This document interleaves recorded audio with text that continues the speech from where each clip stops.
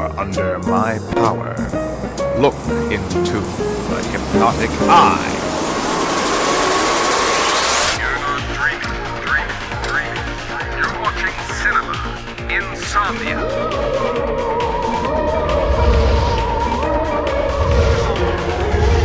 We are the survivors of a disintegrated solar system. Tell this to everybody wherever they are. Watch the sky. Everywhere. Keep looking. Keep watching the sky. Flying saucers have invaded our planet. Please assume the position to repeat after Mr. Lobo. You see? Your stupid mind. Stupid.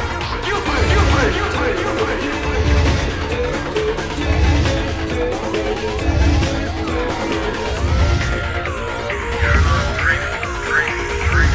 You're watching Cinema Insomnia.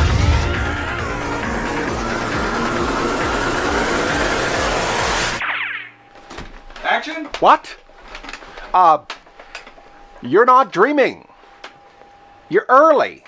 I'm Mr. Lobo. Could we move this, please? Thank you.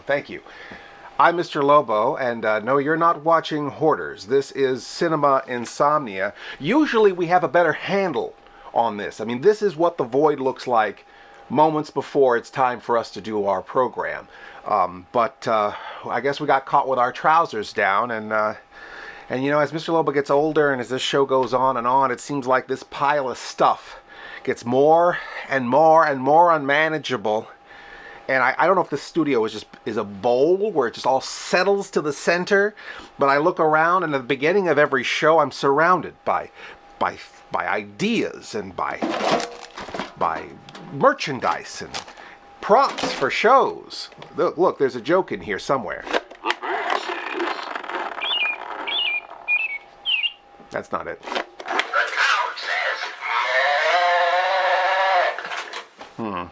If this gonna be that kind of party, I'm gonna stick my in the mashed potatoes. See, that's funny. So we've got all this stuff here, and we got to turn it into a show. But as I look around at all these things and all years of accumulated stuff, I just think, by God, I'm mentally ill. I mean, how am I going to function here? You know, we've got to entertain you people. You know, we've got a great show for you somewhere. Oh, look at this. What is that underneath these newspapers here? Oh, look at this. Oh, Miss Mittens, really? I'm so sorry. I didn't know you were under all that stuff. We really got to get a handle on this. You know, we got a show to do. You know, we got Cinema Insomnia. You know, this is 16 years of this stuff. We should be a little more on the ball. So we need to get you situated here. Find your little perch. I think that's it right there. So we have Miss Mittens, and we have an excellent filmmaker with us tonight. Someone who just understands the craft of cult movies, understands the craft of filmmaking, excellent sense of humor, really an asset to the program. Mr. Eric Miller. Eric Miller, thank you so much for coming here. Could you move these boxes, please? Oh, yeah, sure. Thank you, appreciate it. So Eric will be helping us clean this mess up. And as for us, here we go. See, found a nice clean spot for you, Miss Mittens. Huh? As for us, we're going to find something very entertaining for you. We're gonna clean all this mess up and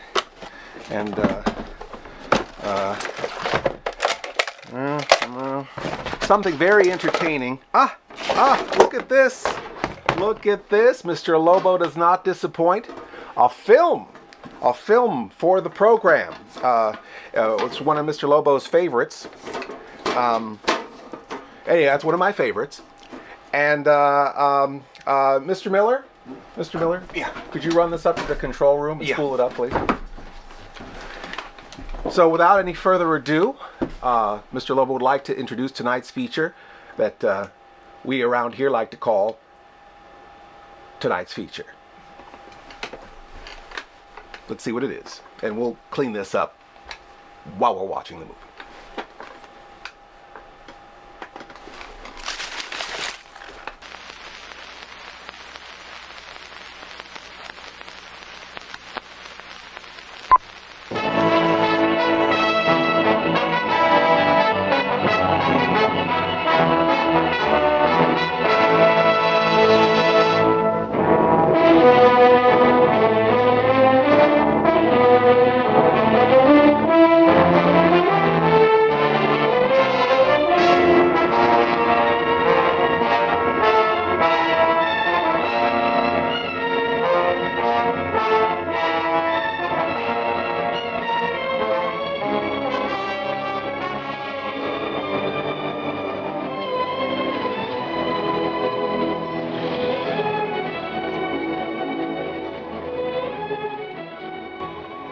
Are we going swimming Sunday? Sure, if I'm not needed at the store. Where will you change into your swimming trunks? Maybe I'll wear them over. No. Bring him. We'll change at the reservoir. Who else is coming? Just us.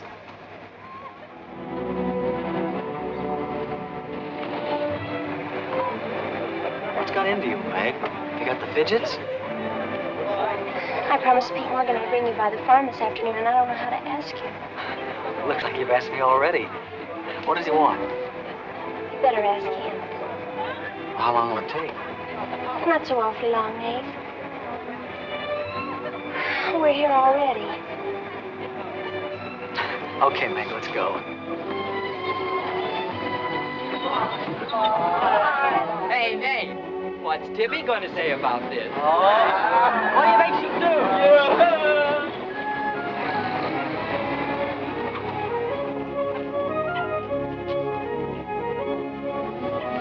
Pete! Yes, Meg? I brought Nate Storm, the boy I told you about.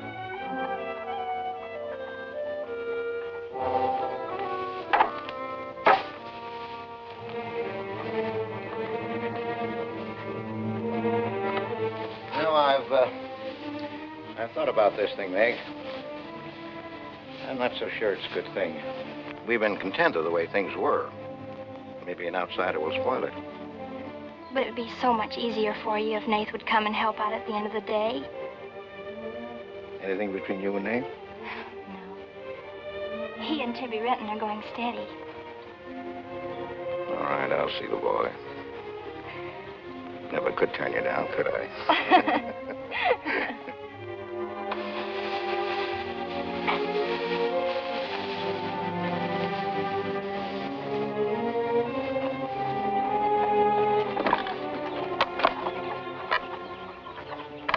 Nick says good things about you, Nate.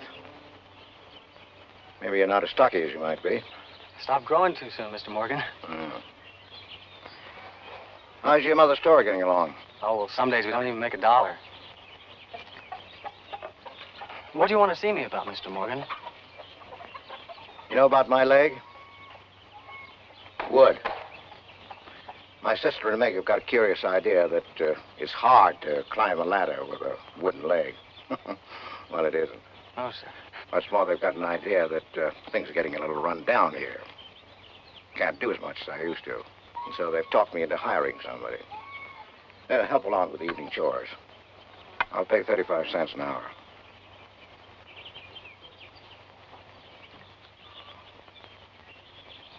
Well, could you make it 4 bits? It's over an hour's walk home afterwards. Yeah, I hadn't thought of that. I'll pay 50 cents an hour. Could he start today? Sure it's all right with you, Nate? Oh, yes. Thanks. Come on, Nate.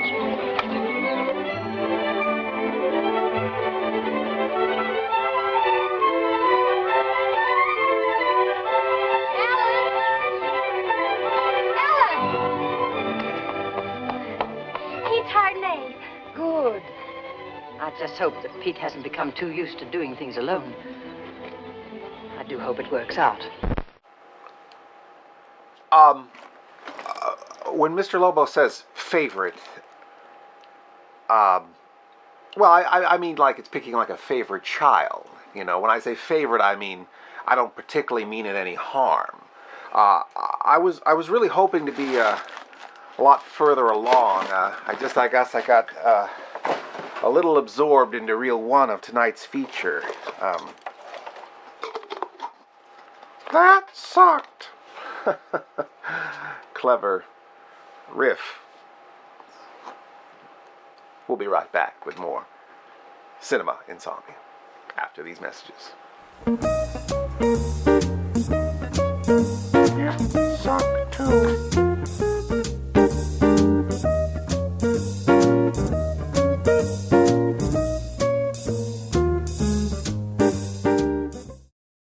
This is a dog. The Farmer Says, a C&C talking toy by Mattel Preschool. The cow says... How much will it do for your child's imagination? You just can't imagine. Where's the frog? Do you hear the frog? What is it you're laughing Our at? C&C talking toys teach your children animal sounds, alphabets, and Mother Goose nursery rhymes. Toys for today's kids. I have seen the dark shadows moving in the woods, and I have no doubt that whatever I have resurrected is sure to come calling for me. It was the woods themselves. They're alive.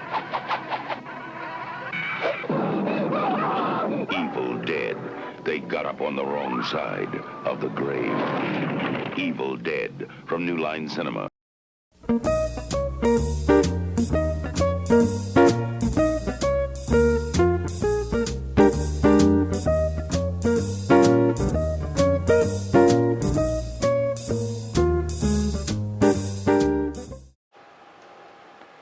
Tonight's feature is confusing, deliberately paced, badly organized, and might not float your boat. I'm going to have to ask you all, as Mr. Lobo has in the past, to take the Insomniac's oath. Please assume the position and repeat after Mr. Lobo. I, as an initiated member of the Sleepless Nights of Insomnia, do solemnly swear to watch the movie, the whole movie, and nothing but the movie. So help me, Mr. Lobo. You may stand down. And now, grab your favorite pet, kick back, and get ready to enjoy, or at least try to understand, Reel 2 of tonight's feature.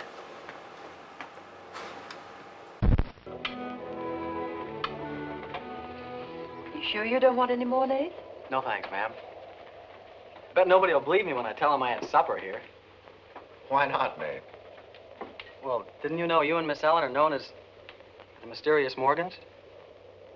Are we? Well, they won't say it anymore. Not when I tell them what a swell layout you've got here, and that you spread the best table in the valley. It's because we're so self-sufficient here. We seldom have any need to go to town. What else do they say about us, Nate? Oh, nothing.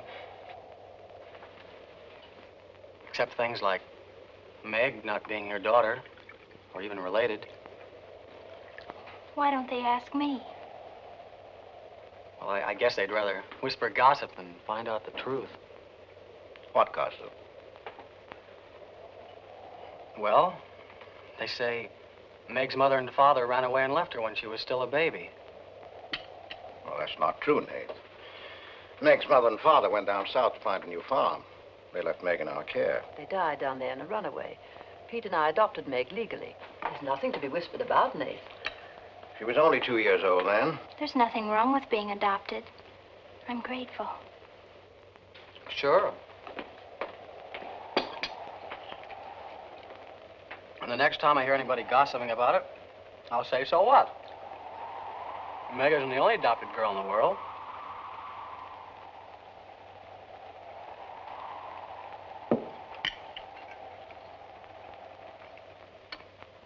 Well, I hate to eat and run, folks, but I think I better get started.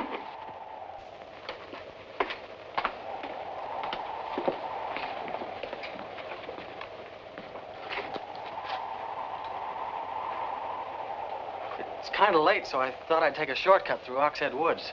You know your way through those woods? No, but the wind's cleared the sky. Well, I'd take the long way around if I were you. I've owned the Oxhead Woods for years, and I'm as brave as the next man, but I wouldn't cross through those woods at night. Woods haven't scared me since I was a kid, day or night. Yes, but you said you didn't know Oxhead Woods. A tree's a tree, and a trail's a trail. The trails lead nowhere. Let the boy go, Pete. I don't want him to get lost. Close the door, Pete. I don't want him to get hurt. Wait, don't take the Oxhead Woods. The footbridge across the creek is out. I'll jump across. Well, there's fog on the other side. I'll find my way around it. Look, Mr. Morgan, Take the long way around. But I'll save 2 miles by cutting through the Yes, woods. but you won't save yourself from the screams in the night that'll lodge in your bones all your life. Screams from where? From the red house. Well, if I come to it, I'll give it a wide go-by. You can't. Did you ever run away from a scream? You can't.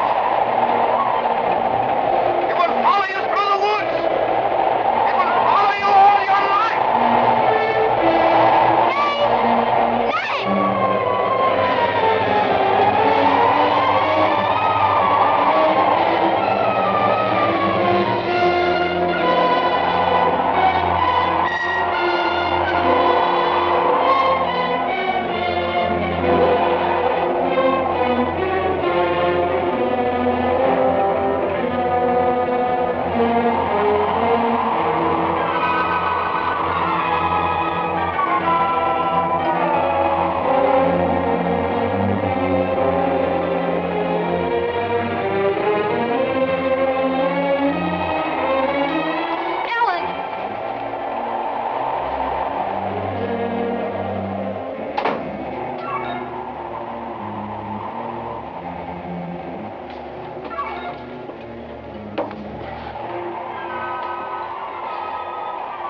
What did you say to him?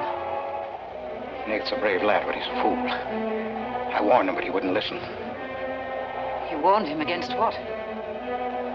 Courage isn't enough. He won't make it. He'll be back. He'll be back.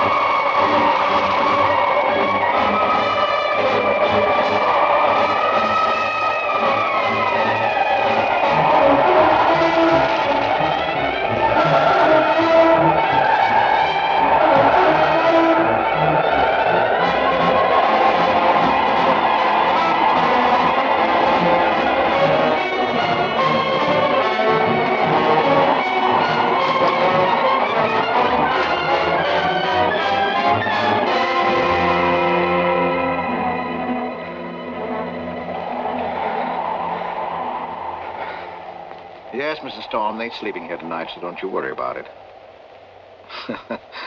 Hard work and a big supper never hurt any boy. Oh, don't you mention it. We're glad to have him. Good night. How did you know he was back?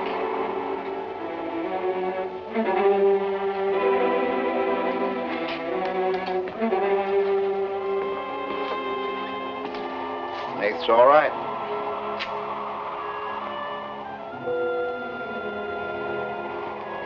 be a great help on the farm.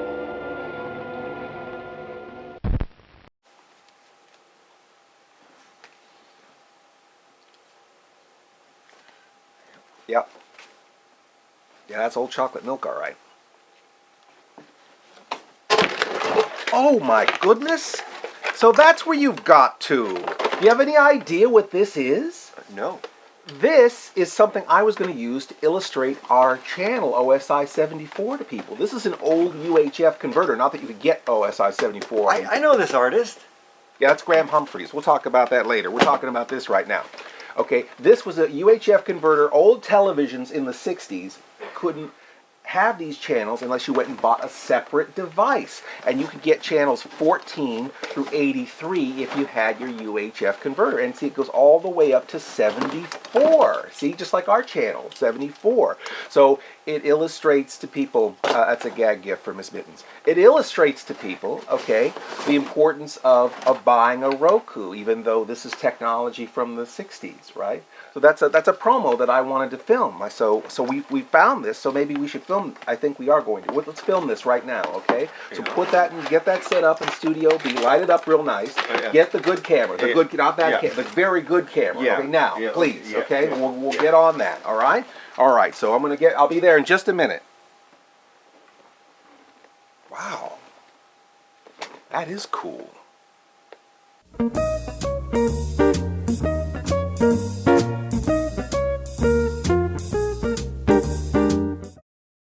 Where do you think really chocolatey chocolate milk comes from?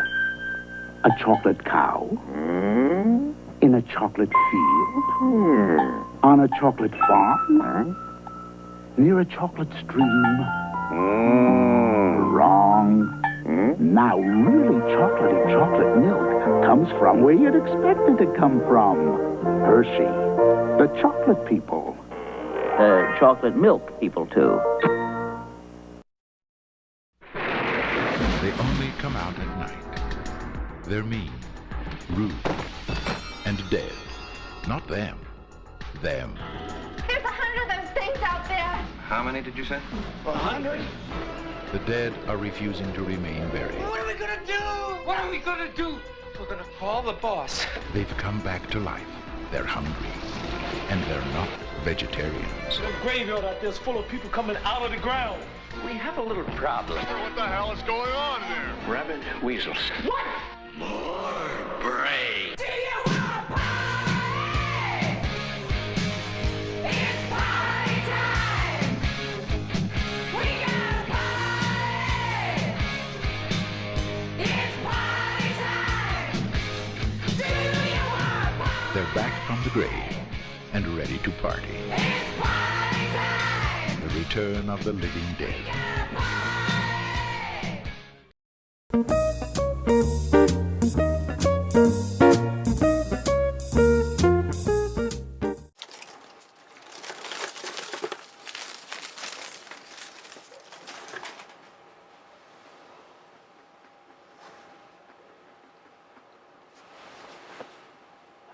This was from when Mr. Lobo was 8.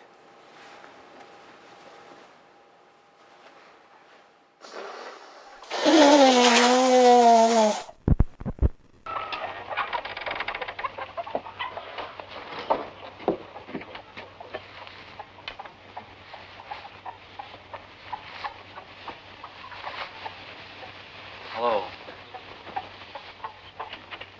How did you happen to get in here? I ran here. You scared the daylights out of me last night. Seems like the truth shouldn't scare anybody, man or boy. The truth? You and your screams in the night almost... What are you talking about? Now, don't tell me I imagined all that stuff. I went in those woods and I heard things. What things? I don't know. I don't know whether it was the screams you were talking about or just the wind. You leave well enough alone, son. Go in and wash up. Join us for breakfast and you can catch the school bus with me.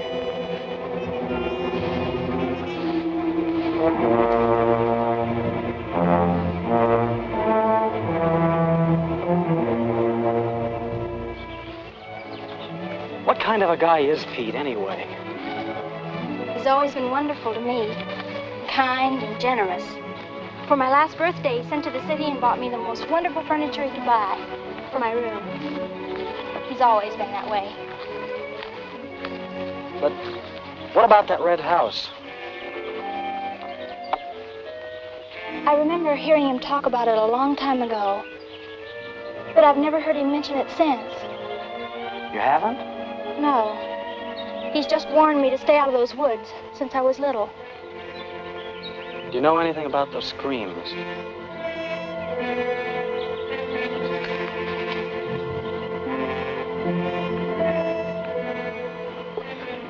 I don't know, Nay, and I'd be afraid to find out. Hey, look who moved in with the Morgans. Okay, so I'm working there, so make something out of it.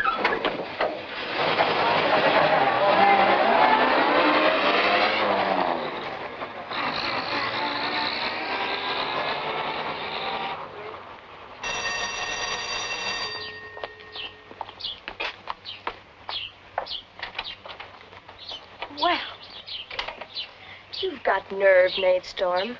Where were you last night when I phoned like I said I would? Working? Working. All night long? Oh, Tibby, can't a guy even earn chore money at the Morgans without you throwing a fit? Not if it takes all night.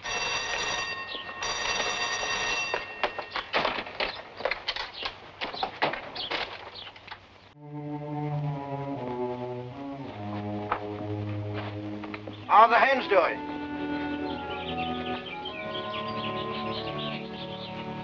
We always have more eggs than we can use.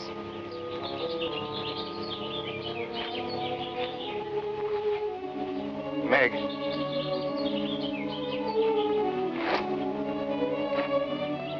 I guess Nate asked a lot of questions on the way to school this morning. Yes, but only questions I've wondered about myself. Things you've never explained. Can't you tell me, Pete? Well, I didn't know that anything troubled you.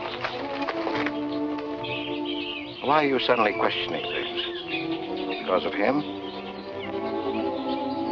Maybe. Well, maybe he won't come back. I think he will. I hope he does. Meg.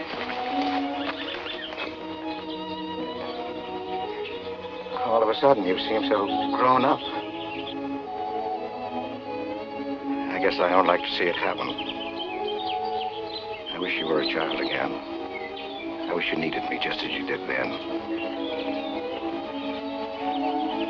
I don't want you ever to grow away from us. You mean everything to Ellen and me. I want you to be happy. I love you both very much.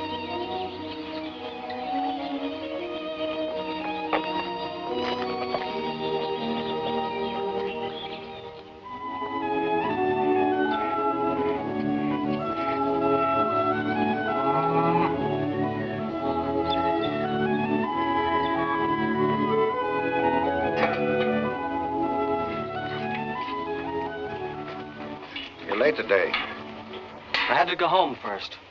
I came here through Oxhead Woods. Yes, that would be the quickest. Daytimes. Or any other time. Don't put so high a price on courage, son. It's overrated. The lowest animal's got more courage than man has. You touch a snapping turtle with a stick and he grabs at it with his teeth. Cut his head off, and he still won't let go. Well, we humans weren't made that way. We were born helpless. But we don't have to stay that way. Nobody's gonna call me yellow. Who has? Nobody, yet. And nobody's going to.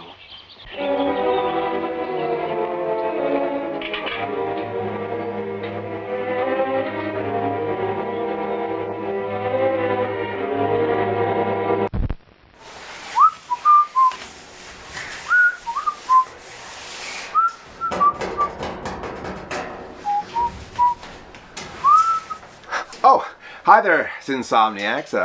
Hope you're enjoying tonight's movie. Mr. Lobo is finding a lot of oddities and antiquities buried in the vast, empty, black, cavernous void that we shoot the program in. This is a solid metal coffin that I picked up somewhere for the show, that for some reason we never used in 16 years. I think it's empty. I can't really, there's no obvious way to get into this thing, but yeah, it's not solid. It's hollow inside. I could hear something ticking, maybe, or undulating. Not quite sure what that is, but you know, I haven't used this thing in 16 years. You know, really, a horror host with a coffin. I mean, that's really trite, right? I mean, anybody can do that. So that doesn't take a lot of imagination. So that's probably why we never used it anyway. So, you know, I'll probably just throw this out on the curb for tweaker outreach. You know, some shopping cart will be taking this away in a few hours, I guess, down the street. Or if I don't think of something else I can do with it. You know, I think I should keep all the magnets, though. This thing's covered in magnets.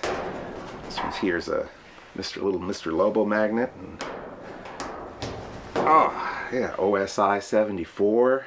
And Cinema Insomnia.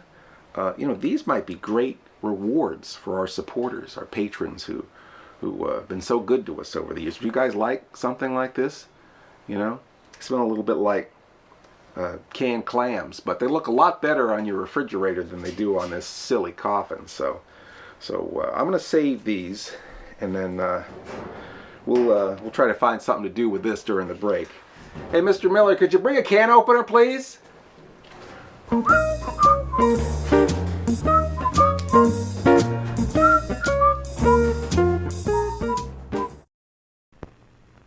I'll be a monkey's uncle. Yeah, Monkey's Uncle. New stunt race game with a monkey business name. Spread the stunts out every place. Make it tough to win the race. Run wild, Monkey's Uncle. Wind the timer, run and take the stunt that says be a snake. It's great, Monkey's Uncle. Time is going tick, tick, tick. Do a rooster who is sick. Cock-a-doodle choo. It's wild. Complete with stunt mats, cards, horns, clickers, tricks, spinner, and monkey timer. From Transagram, where the fun comes from. Come along, R2. You can't have whooping cough. Droids don't get dangerous diseases like whooping cough or measles, but children do, and they can get very sick, even die. R2, let me tell them. Parents of Earth, childhood diseases can be prevented. Call your doctor or local health department. Immunize your children, please. And may the Force be with you.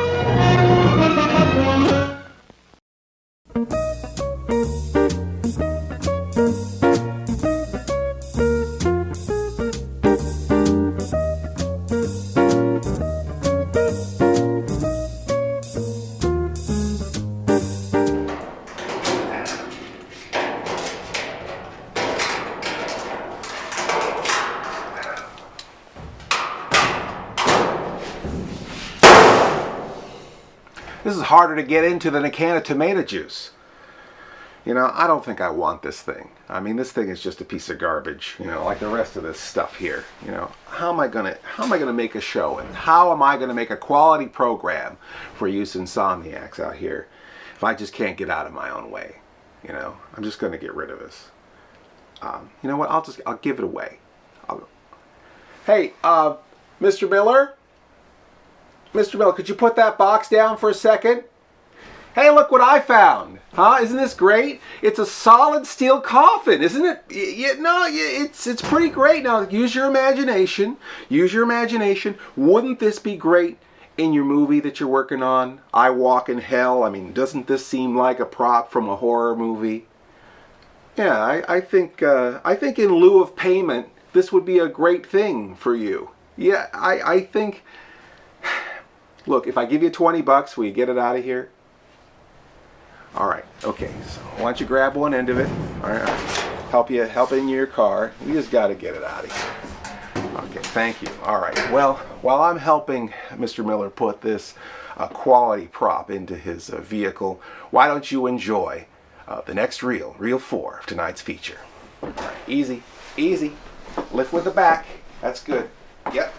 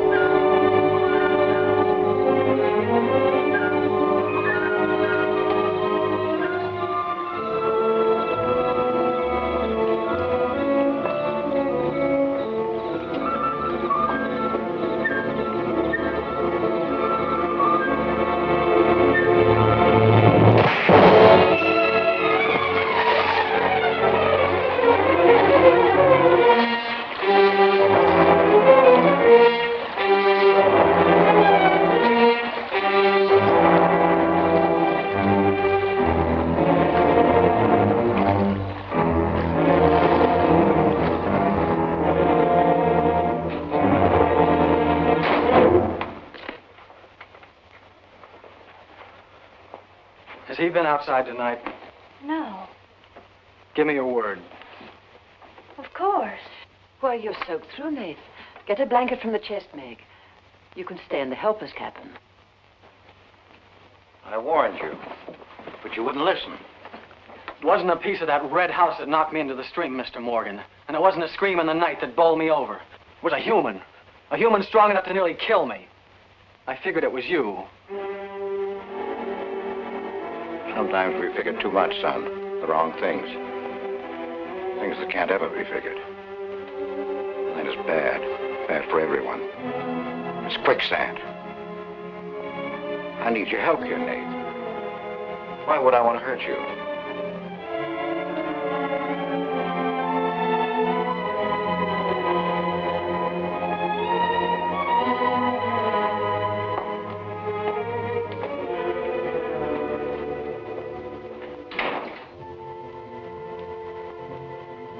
What do you think happened, Pete? There's a curse on those woods.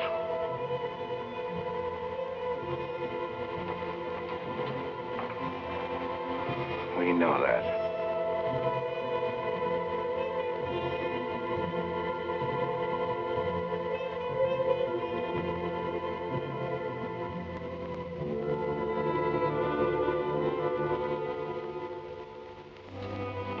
Are you going to stay with us, Nath? Why shouldn't I? Well, after what's happened, I thought... And Tibby doesn't want you to, does she? After what's happened, you couldn't get me out of here with a triple-barrel shotgun. Last night, I was a coward. There's some connection between Pete's red house and whoever hit me. I'm gonna find out what goes on out there if it takes exploring every Sunday between now and doomsday. I'll help you. I thought Pete told you not to go in those woods. I can't help it. I want to. Okay. Sunday, we'll go prowling.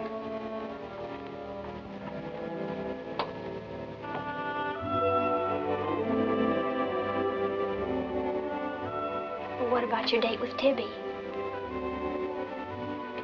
I want her to be sure that I don't want you to stay here just because...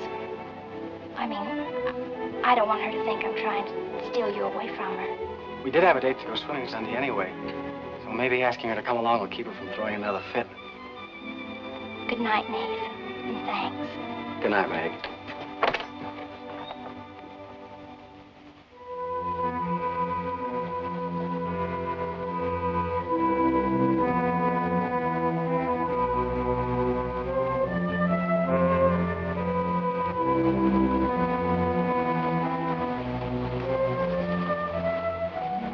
Help me down, honey.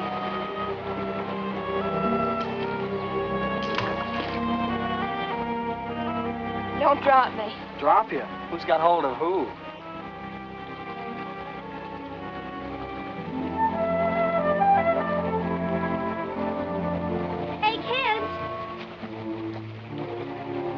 I found an old trail. Maybe it leads somewhere.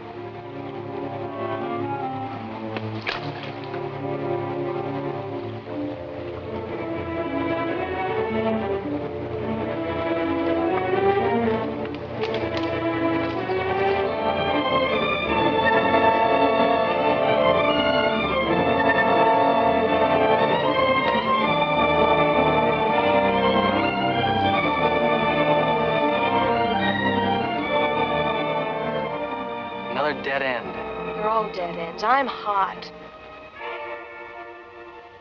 We've been on a wild goose chase for 4 solid hours. Find your haunted house on your own time. You're on my time now. Or have you forgotten we had a date to go swimming this afternoon? Just the 2 of us. Remember? Let's go back to the farm, kids. The sun will be just right for swimming.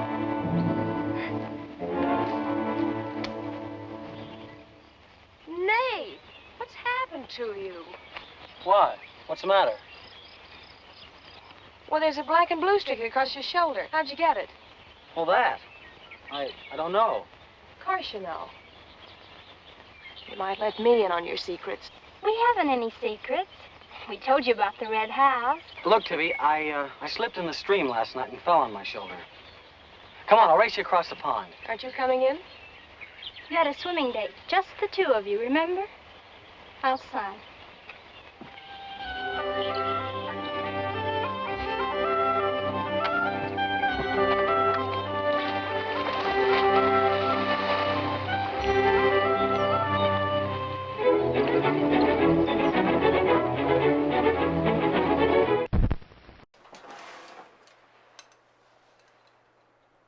How does a man end up with so many pairs of scissors? That's what I want to know. I mean, look, this one here cuts things in little picket fence shapes. You know, for when you need that. These scissors here cut them to make it look like it's torn. I mean, why not just tear the paper? You know, and these aren't even proper scissors. Look, I think I'm breaking the scissors trying to cut this piece of cardboard. You know, these might be for a practice ribbon cutting ceremony. I don't know. Why don't we cut to commercial? Cinema Insomnia will be right back.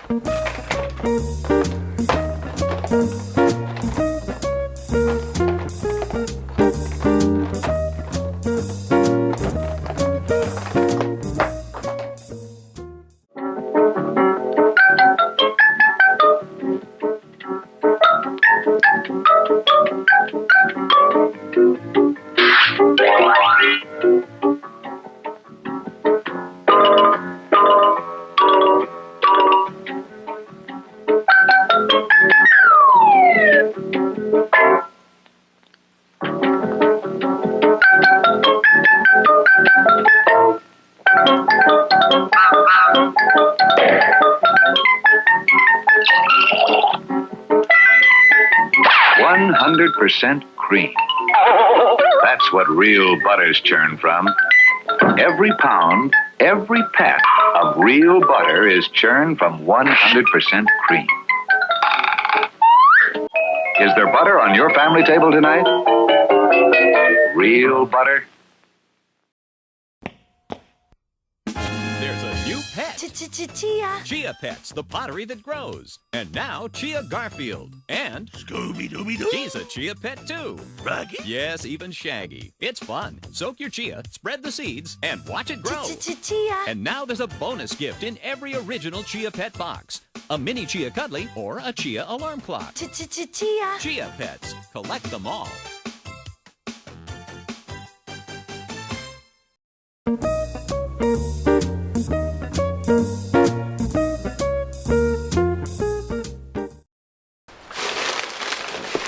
Oh, look at this. You can't have enough Blendo. You know what they say, if it's blendy, it's spendy. Maybe Dixie can sell it in the shop because it's trendy. So I'll put this over here. And the next one up here. Look at this. Oh my gosh, it's Mr. Lobo's generic end of the world bug out box. Man, we thought the world was going to end so many times. it just made my head spin. I just kept thinking, I'm going to get to use all this great stuff, and then the world doesn't end. And then you think, oh, okay, now I get to use it. Okay, it was a Y2K. Okay, finally, we get to use this stuff. No, then Y2K didn't happen, and then it was Y2J, and then it was 2012. And then the Mayans were all wrong with that, or were they right? Maybe the world has ended like 27 times. We're living in the post-apocalyptic world, or at least the generic post-apocalyptic world. And so why don't we go ahead and just finally dig into these generic end-of-the-world rations we've been saving. Okay, well, there's some generic creamy peanut butter. I mean, there's so many preservatives in that, and probably like sawdust and sugar. It's probably fine. Corn syrup, more likely. Now this I would not think would be good, but these aren't really bagels. These are pre-sliced bread rings.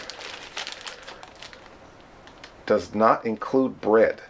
So these are probably fine. I don't see no green spots or anything. This is probably totally edible and fine. So this probably, I don't know. Maybe they use these in the war or something, but they seem like they're fresh to eat. Wash it down here with this yellow flavored soda. I hope it's soda. At least it says soda. You know, that's kind of a promise, right? I don't want to just drink any yellow liquid. And of course, what snack would be complete without generic raisin type food items? So Mr. Lobo's going to put his Think Smarts on and try to maybe come up with a snack that we can all enjoy using these items. Why don't you jump into the next reel of tonight's feature, and when we come back, we'll be at the Insomniac snack bar and make a very specific snack with these generic items. Are you and Nath planning to be married, Tibby? Well, I like to keep him guessing, Mr. Morgan. She's like an ornery heifer sometimes. Hard to hold down. We're glad to have you at our house, Tibby. We've missed having company. You must come back often. Besides, we like to keep Nath happy. Have you had a pleasant day? Well, we wasted most of it looking for a haunted house in the Oxhead Woods. I didn't know there was a haunted house in the Oxhead Woods. Well, Nath says it's red and he's got to find it. Isn't that silly? Yes, it is. May I go with you? Yes.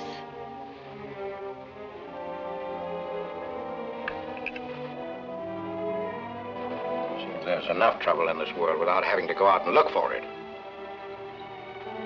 Well, I'm all the trouble he can handle if he only knew it.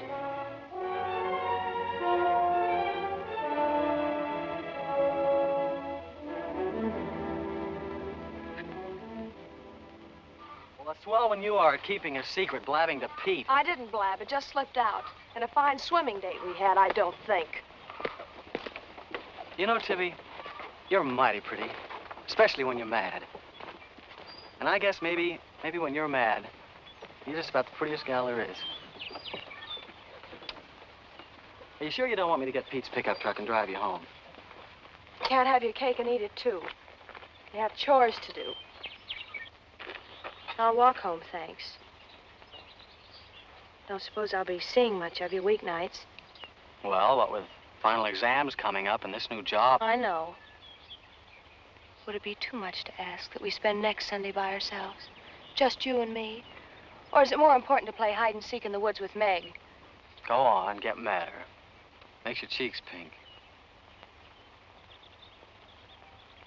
Don't think you're going to talk me into a kiss goodbye. I want you to miss him. Long enough to make him more important than haunted houses. So save up for next Sunday.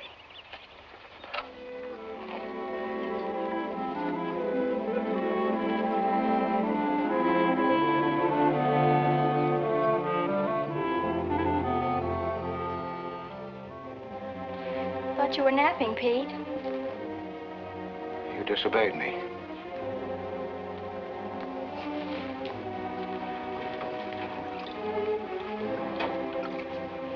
you listen to me.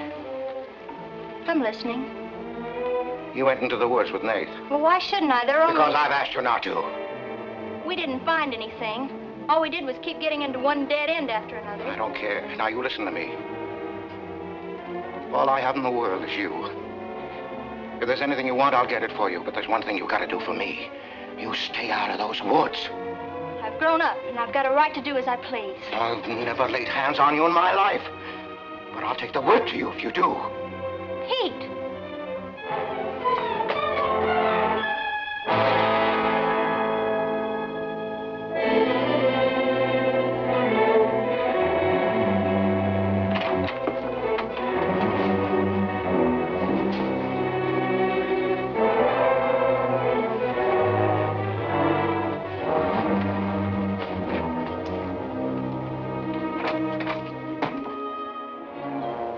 Tell her.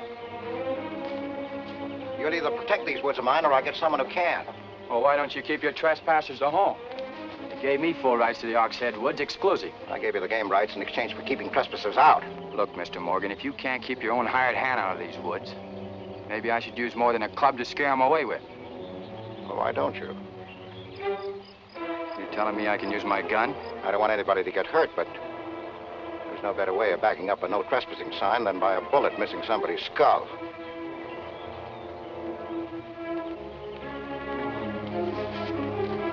Okay, Mr. Morgan, I'll take care of my end. This is going to be fun. It's going to be more than that. It's your last chance. And welcome back to our snack bar segment. This isn't much of a snack bar. This is more like the tattered wasteland of the generic post-apocalypse. Of course, we went through our 2000 Y2K, Y2J, 2012 end of the world bug out box before the break, and we gathered up all our generic items, and Mr. Lobo, as promised, is going to make a specific snack for you. I saw something laying around here. Okay, here's, might need these paper towels, and oh, yeah, look at this. The old apron, worn on the show many times, making a snack. It's a very whimsical figure of a skeleton. I used to be this thin once, but you know, it wasn't healthy. All right, so we're going to make a healthy snack right now. I think we'll tear off a sheet of paper towels here, since we don't have any plates, and you know, we could start off with this, with these pre-sliced bagel rings, or pre-sliced bread rings, but you could probably use bagels. I'm going to quite simply get into this. You know, Mr. Lobo's not a big fan of the twist tie. Quite simply get into this bag.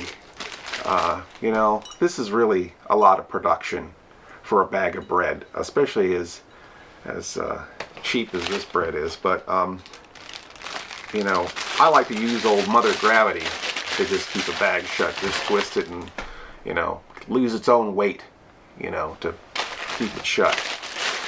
To get your bagel out and to slice it. Now, this is a pre-sliced bagel. I like to give it a little help here. I think I have some utensils. Yeah, here we go.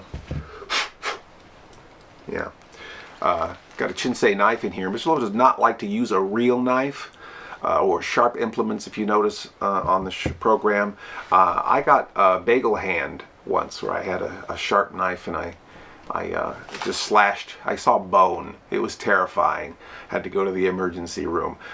Millions fall to the dark shroud of bagel hand every year. So please be careful when slicing your bagel.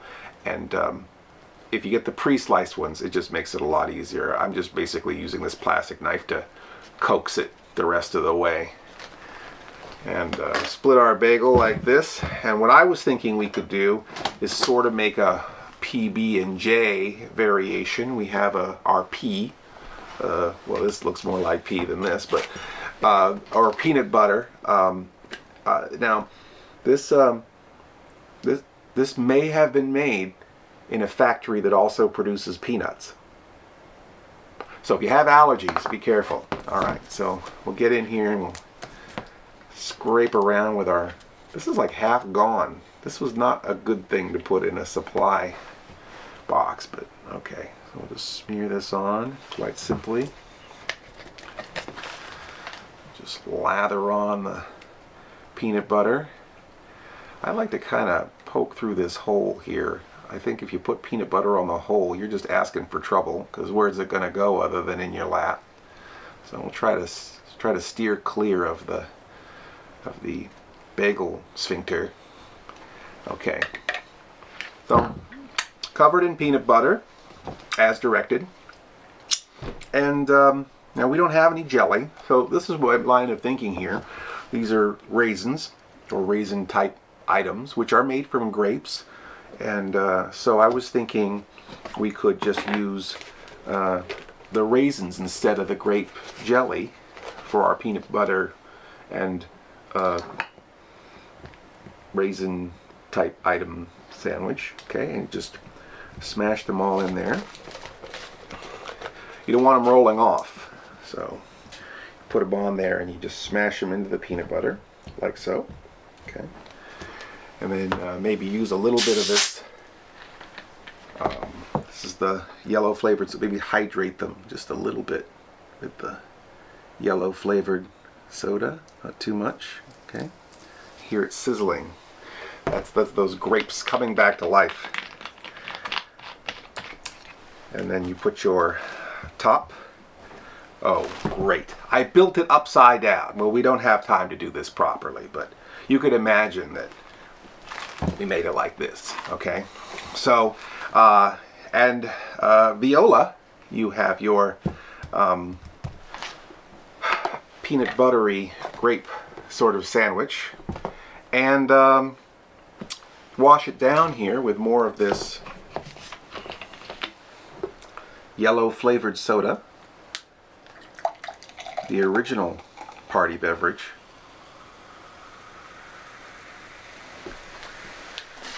Kind of looks like beer. Isn't that exciting?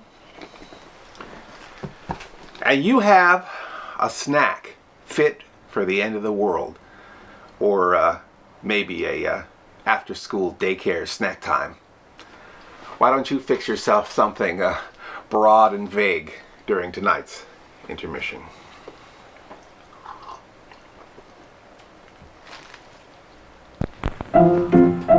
Let's all go to the lobby. Let's all go to the lobby. Let's all go to the lobby to get ourselves a treat.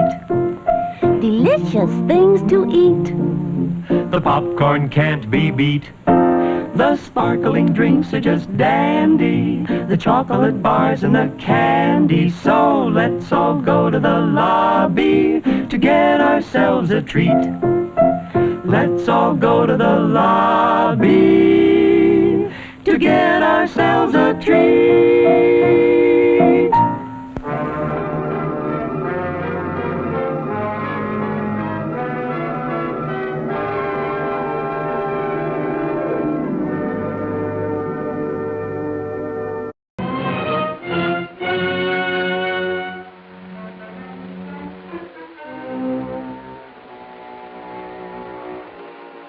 She's through. She's out of the way. That's what she is.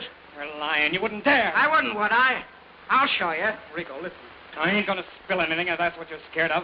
You think I want my neck stretched? Well, you know too much. I ain't gonna take any chances. You're hanging around with me, see? No, I'm not. All right. You go back to that dame, and it's suicide. Suicide for both of you. Wait, Olga. Joe! There he is, the dirty yellow double-crosser.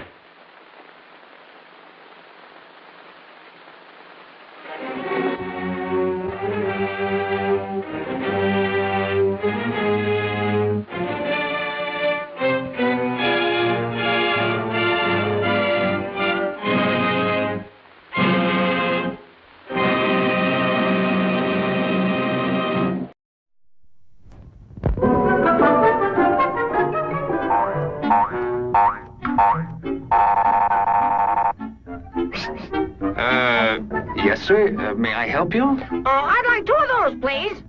Hot dogs? Yes, sir. And 3 of those. And 1 of those. And 5 bars of these. And a cup of that nice hot liquid. Coffee. Coming right up. Oh, and 2 bags of those peculiar white puffy material. You mean our crunchy popcorn? Shall I wrap that for you, sir? Oh, that's all right. My saucer's just outside. They come from miles to enjoy our intermission. Get the item that adds to your personal comfort. Cigarettes, here they are. Get the kind you prefer and enjoy them thoroughly. All the most popular brands.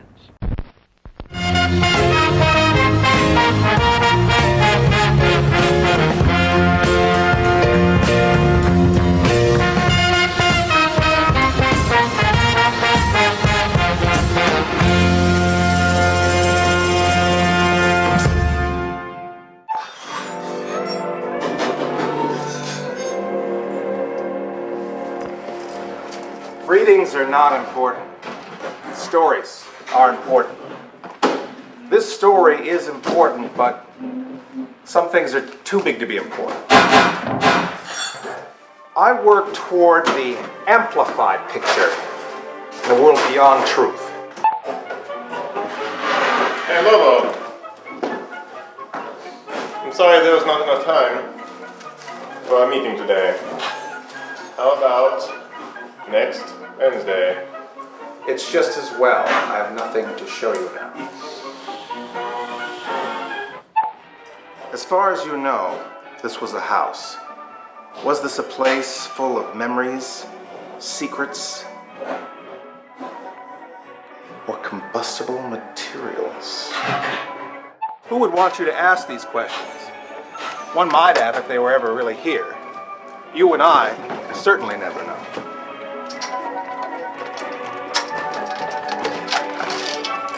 The cornerstones of history revision. Misdirection and disinformation. Support that which does not stand.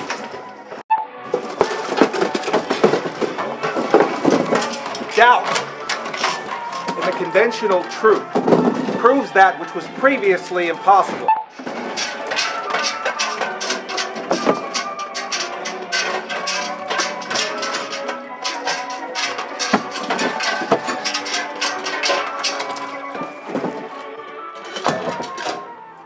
Some things are too big to be important. That's what I'm trying to do here. And I need you to understand that with the knowledge that we can undo today, no one knows what we can unaccomplish tomorrow. The world can accomplish. Well, officially, there is no story for this house. To be revisionally correct, the story takes place within the house of Frankenstein.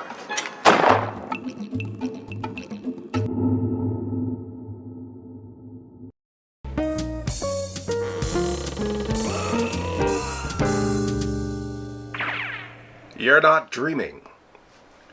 You're watching Cinema Insomnia. I'm your host, Mr. Lobo, and we have been really, really busy cleaning up this place. We hope you enjoyed tonight's intermission. Mr. Lobo had too many of those peanut butter, bread ring, rehydrated, grape things. We hope that you generally fared better, or specifically, or generically, whatever you decided to have hopefully worked out for you. But nursing my tummy ache, we are still pressing on and fixing this place up. You know, we've been so busy, we haven't talked a lot about tonight's movie. We didn't even have a blood-o-vision or anything O-vision for tonight's movie. I did find this box of glasses here. Maybe there's a special movie gimmick that would work with this. Maybe like creepy old lady insect O-vision, or comically oversized Elvis O-vision. Do my karate with that. I don't know, that's not gonna work.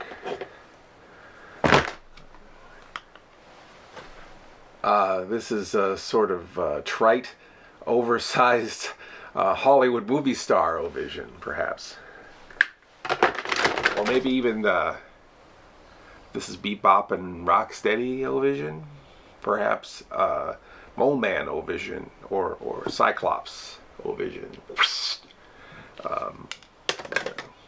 Oh, hold on. How about unnecessarily commercialized steampunk O-Vision? Yeah, I thought you'd say that. Demonic Louvre O-Vision. The possibilities are endless, you know. Oh, hold on. Wonder Woman O-Vision. Or wait a second. Classic Linda Carter Wonder Woman O-Vision. You know, I think if we look at John Stanley's Creature Features movie guide, that's going to help us really determine the best option for the O-Vision for tonight's feature. Let's see here.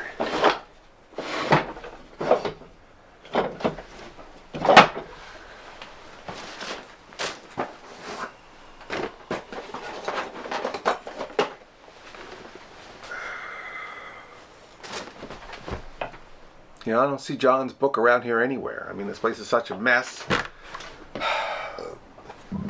Excuse me. Well, you know what? We don't need John Stanley's Creature Features movie guide to tell us how we feel about tonight's movie.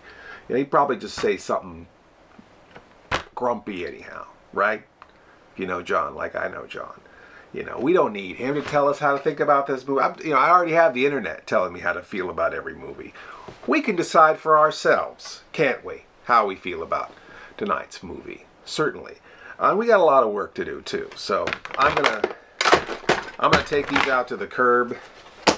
You know, maybe there's some toothless Avenger who can use a secret identity. And we're gonna go right into the second half of tonight's feature, right here on Cinema Insomnia.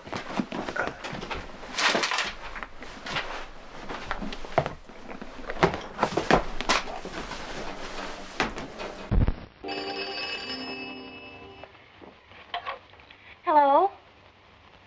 Yes, Tibby, I'll call him. Tibby wants you. Hello, Tibby. No, I'm coming over. Well, you can use the pickup truck, Nate.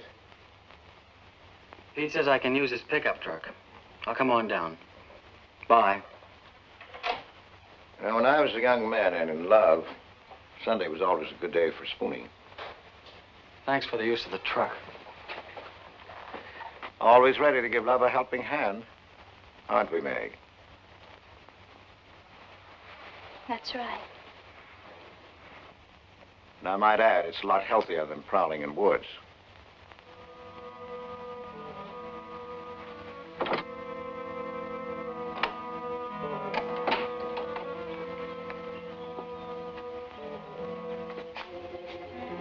I don't care what Pete said. I wish we were prowling in the woods today. I wish Tibby'd forgotten our date. So do I. There's something out in those woods. And something tells me we won't find out what it is until I find the red house. What are we going to do with it when we find it? Bust it open, I guess, and let some light in. Maybe it'll shake the creeps out of a lot of things. We'll find it.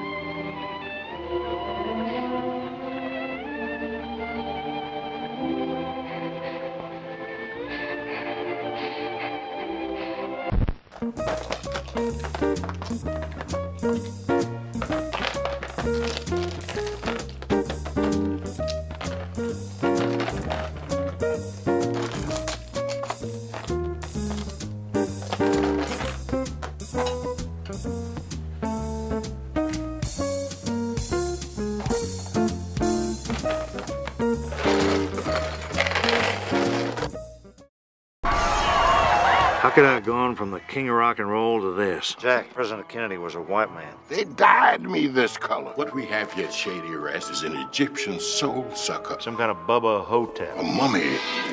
All right, man, let's go.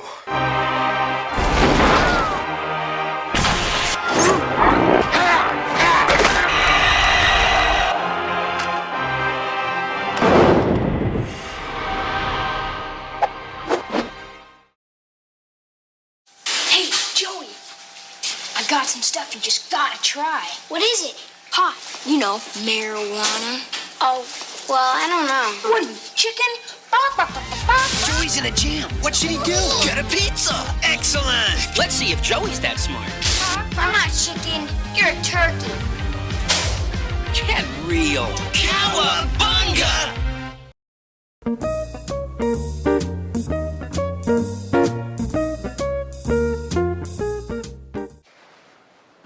And now it's time for our lovely Reel 7 girl. The girl chosen by you, our loyal insomniacs out there, to introduce the next reel of tonight's feature and hopefully boost ratings with males 18 to 24 in the latter part of our program.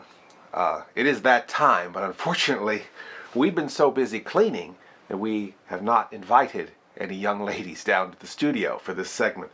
So instead, I have a little lady here that may be familiar to some of you, especially those of you who've seen our haunted house special from a few years back.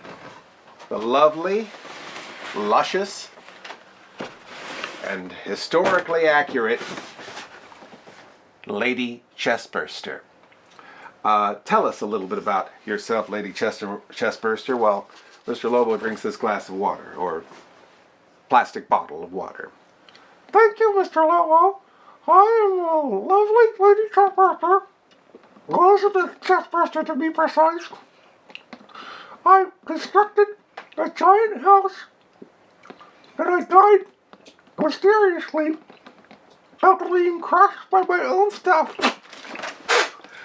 Crushed by your own stuff? You mean you were smothered to death by your own manic collection of collectibles? That's right, Mr. Lobo. I was killed by a moving box. A moving box, you say? You were killed under a moving box? I mean, jeepers. I mean, that really hits home. I mean, is there any way, Lady Chestburster, that Mr. Lobo could avoid such a fate of being crushed under one of his own boxes? No, you're doomed. Doomed? Are you serious? Oh, gosh. Mr. Lobo's doomed. What a bummer, Lady Chestburster. You're a bummer. All right, why don't we just go ahead and introduce the next reel of tonight's movie, okay? Tonight's movie is the Reel 7 of tonight's movie. You didn't even rehearse, did you? You don't even know the name. Just turn around and watch the film, okay?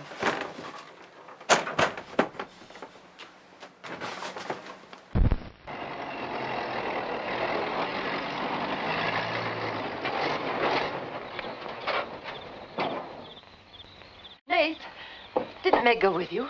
I thought she did. She was gone when you left. Didn't she leave with you this noon? No, only as far as the porch. Did she say she was going anywhere? She must have gone into the woods alone.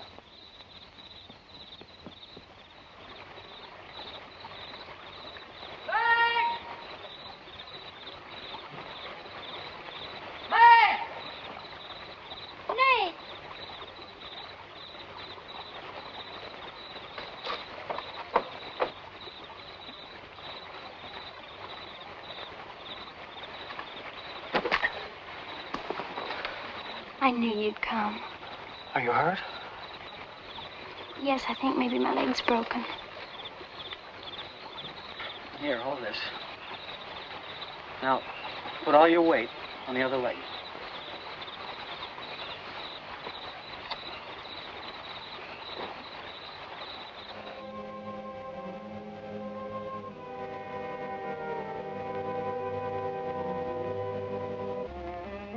We were happy here until that boy came. Hank loved me, trusted me, did everything I asked. And then he came. I'm losing her.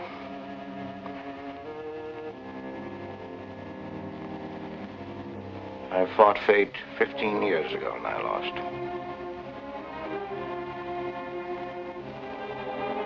You know that, Ellen. I tried to stay away from that house. Yes, Pete, you tried. She kept calling. I had to go to her. Don't dig it up again, dear. It's buried. It's past. How can I protect it from the past when I can't shut it out myself? We can shut it out of this house. No, this isn't my house. There's no certain place for me on earth. Except out there in that ice house. That's where I belong. What if Meg should find out? Pete, how could she find out? I didn't want her to go. I'd rather she was dead than ever hear the screams. I'd rather she was dead. I'd rather I died out there in the muck and dirt. That's where I belong. I should have burned that place down. No. They'd search the ashes and find her screaming. I should have burned it down and the ice house in the woods with it. Don't you dare. You'll never dare. Ellen, Pete, open the door. Ellen.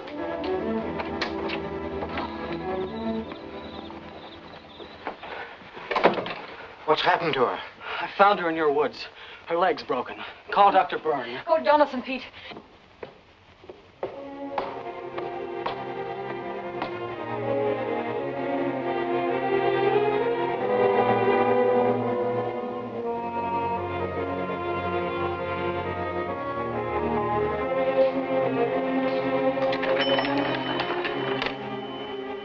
Dr. Byrne. Dr. Byrne? This is Pete Morgan. We need you. Our Meg's leg is broken. Come quick.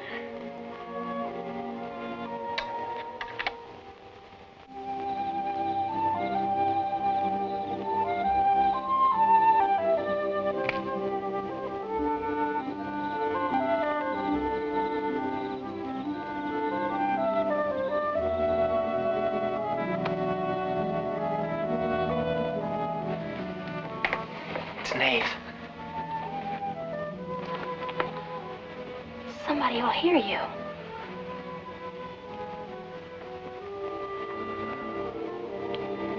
Oh, I'm so glad you came. Why did you wait so long? Ellen wouldn't let me come. I never thought of climbing that tree until tonight. I wanted to tell you about the red house. I followed some wagon tracks through the woods. They were all grown over. Where did they start? I don't know. I headed uphill just past the big limestone rocks we saw that Sunday. How's Tibby? Search me. She's gone to town for something. Graduation dress, I think. Bet you miss her.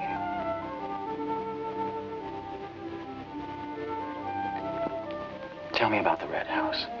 After the limestone rocks, what? Well, I followed these tracks through the rocks. The road's hard to follow, but it led to this hill. What hill? I don't know. I was too busy following the tracks to see. I looked down from the top into the rocks. And there it was. What did it look like? Ugly and awful. But, Nath, I had the feeling I've been there before. Well, lots of people get that feeling, Meg, even if they haven't. No, this was different. I even seemed to remember the ice house back against the rocks. Water shimmered out from under it.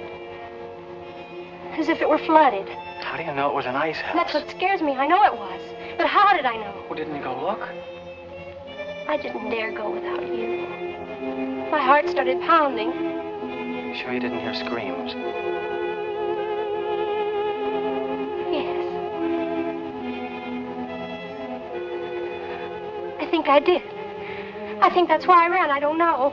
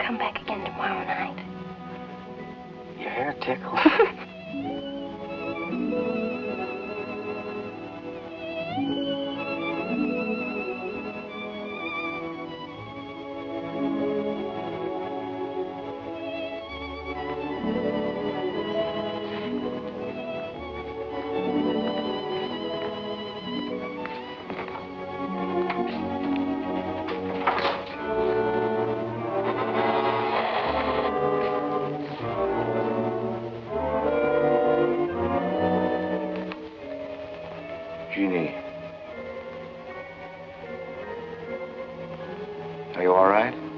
Just turned out my light. I thought I heard you calling for me. No, I was just about to go to sleep.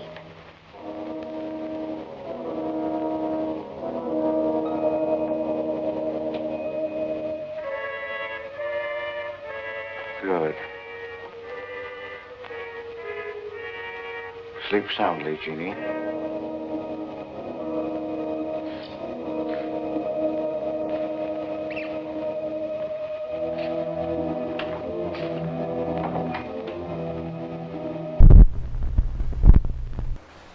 Oh, hey, Miss Mittens. Yes, it does still look like a dump in here. Thanks for noticing. You know, you haven't been much help, you know. Eric Miller and I have been doing all the heavy lifting. I just don't know how it got so bad. What do you mean I brought this on myself? You're supposed to be on my side, remember? You know, it's just like we got so much to do. You know, we got a show to run. You know, a lot of misunderstood movies to host. And, you know, we got our hopes and dreams, and we got all this stuff everywhere. Mr. Lobo doesn't want to end up like Lady Chestburster, you know, buried under a pile of hipster garbage and thrift store finds. You know, one of these days a, you know, vein of action figures is going to smother both of us, and that'll be the end of it. It'll be good night, Irene. We got to do something, you know, we got to act. The show's almost over, and we barely made a dent in this place. Okay, so let's pull up our bootstraps and roll up our sleeves and just you know, just get to work.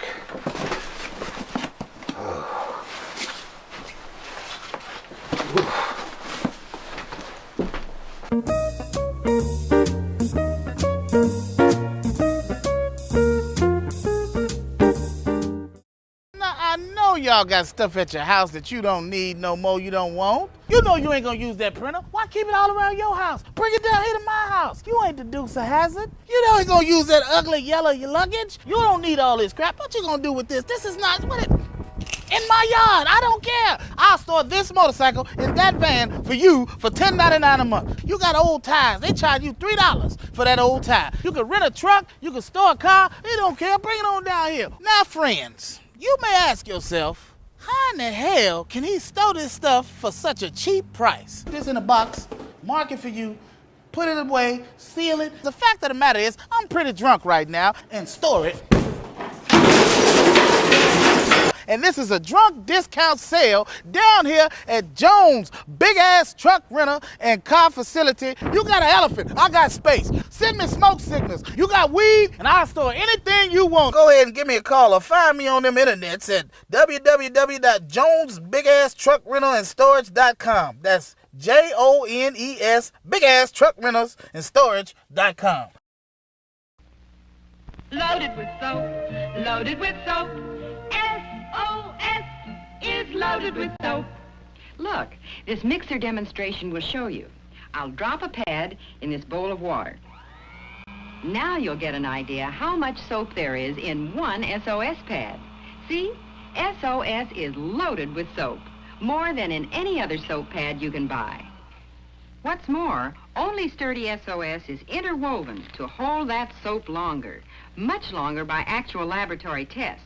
Why, there's still enough soap in this SOS pad, not only to clean this dull, dirty frying pan thoroughly, but to shine it like new. It's the soap that makes the shine, you know. And SOS gives your pots and pans more shine, brighter shine. Because SOS is loaded with soap. Loaded with soap, loaded with soap. SOS is loaded with soap.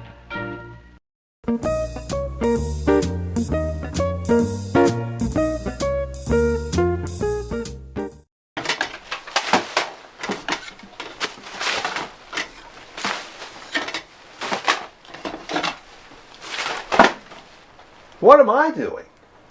I'm getting rid of all this redundant and unnecessary physical media.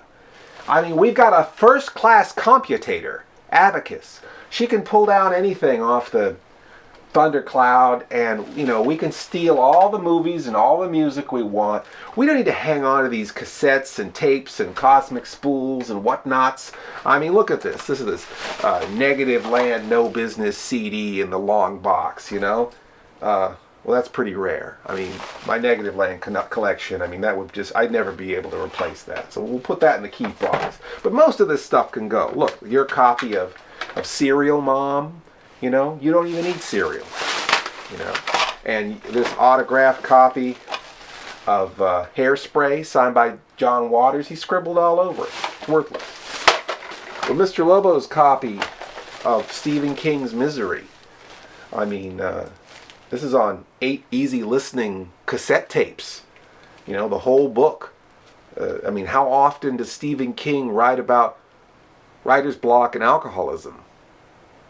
Almost never, right? So we can keep, I guess we'll hang on to this one. But look, we can get rid of, the 8-track cassettes. We can get rid of your copy of, Paul Williams. Here Comes Inspiration. There goes inspiration, Paul Williams. And well, we'll keep Mr. Lobo's copy of The Tubes. That has to stay. That has to stay. And and also I got to keep my cassette copy of Men Without Hats. I mean, someday we might find the hats, so we got to hang on to this.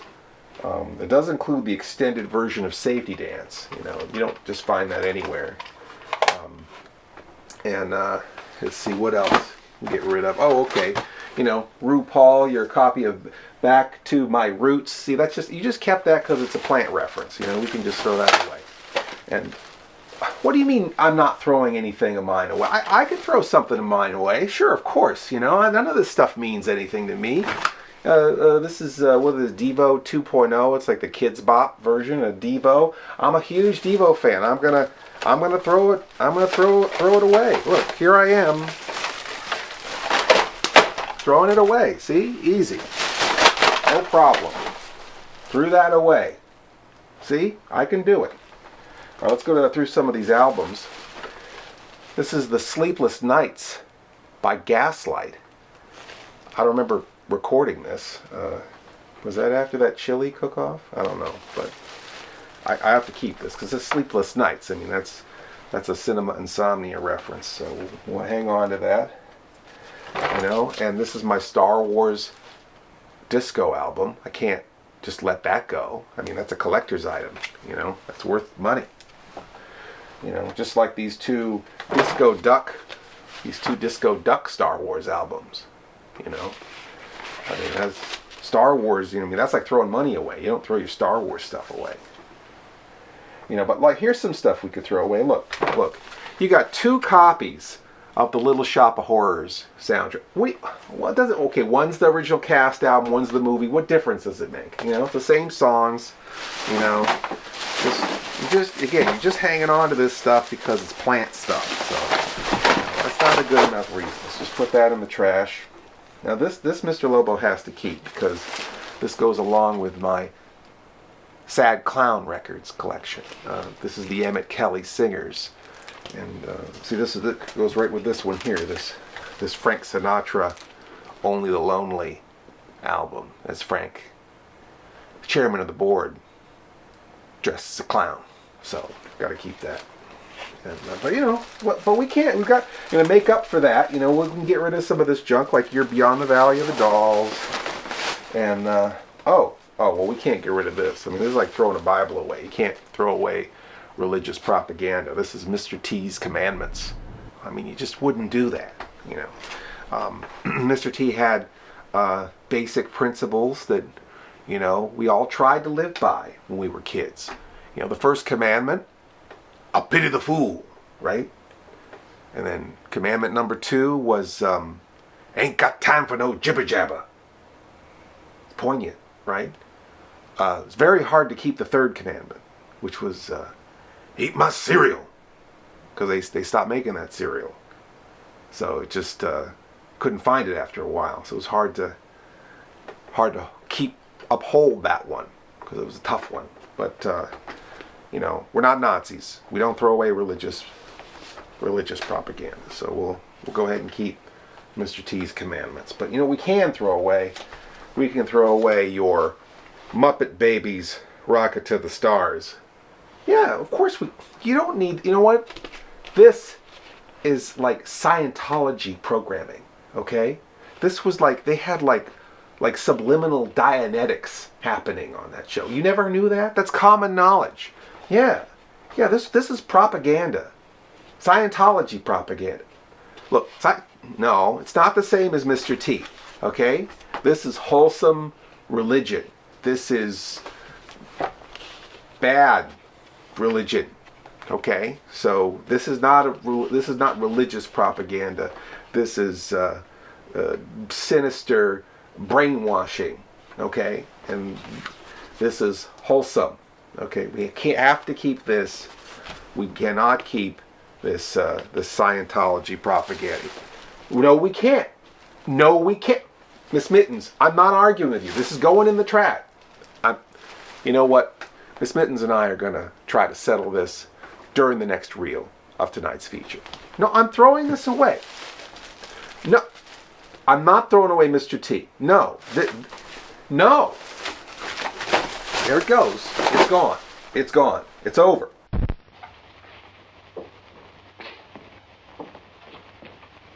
You can take 1 place off.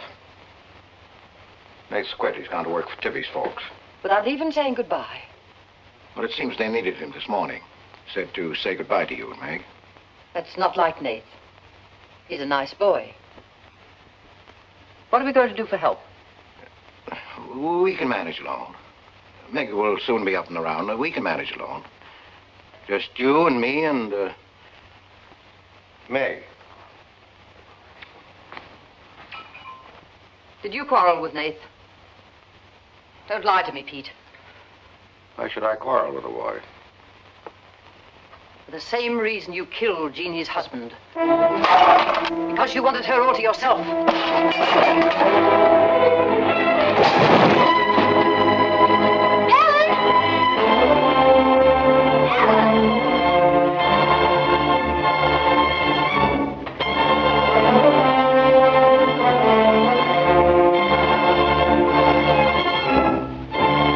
Meg, dear.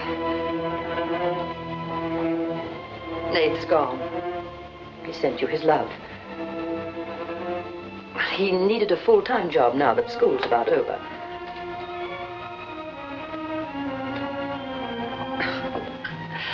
I was putting some dishes away and the wall cupboard came down on my arm.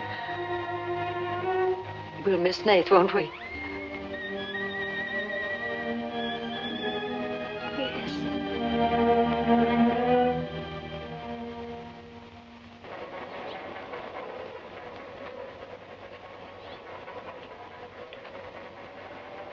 Hi.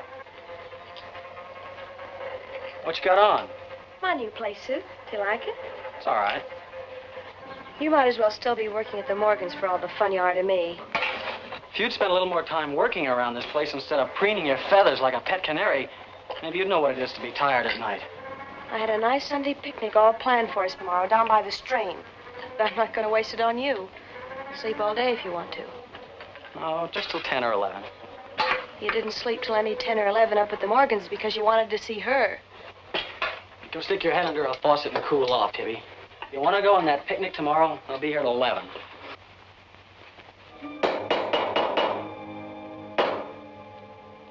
Anything wrong? No. You're working too hard, Pete. Why don't we get Nate back to help? You're better off without him. I'm sure Meg misses him. She's young. She deserves the company of a nice boy like Nate. A little fun. That's what you said about Herb Snell years ago. Herb Snell was fun, remember? I didn't have time to learn how to dance. I was too busy earning the money that would make it possible for me to ask Jeannie to be my wife. And Herb Snell was busy becoming the best dancer in the valley. Nate's like you were, not Herb. He's a fine boy, honest, a hard worker. He has a girl. What does he want with Meg? Meg needs to be with young people like Nate. You can condemn her to loneliness. Meg belongs here with us. You want to chain her to this place all her life? On my life, yes. I've given my life to you, Pete, because you're my brother and I loved you and you needed me. You know what it's meant to me, what I've lost. You know what Jonathan Byrne and I might have had. Well, did I ask you not to marry him? No, but you wouldn't let me take Meg with me if I did. Did you expect me to? Whatever happiness I get, I've got to find while I live. You can find happiness by giving it. Well, you think I could find it with that boy back here? Do you think he stopped prowling in those woods until he found the red house? He wouldn't stop at that. He'd dig deeper. He'd dig up a skull and bring it home as a trophy. What do you think that would do to Meg? What do you think would happen to her if she found out the truth? She'd loathe me all the rest of her life. But you've got to be fair to Meg. All right, so I'm not fair. But I can't let her go. As long as the red house stands in that quarry, my whole life is Meg's and her life is mine.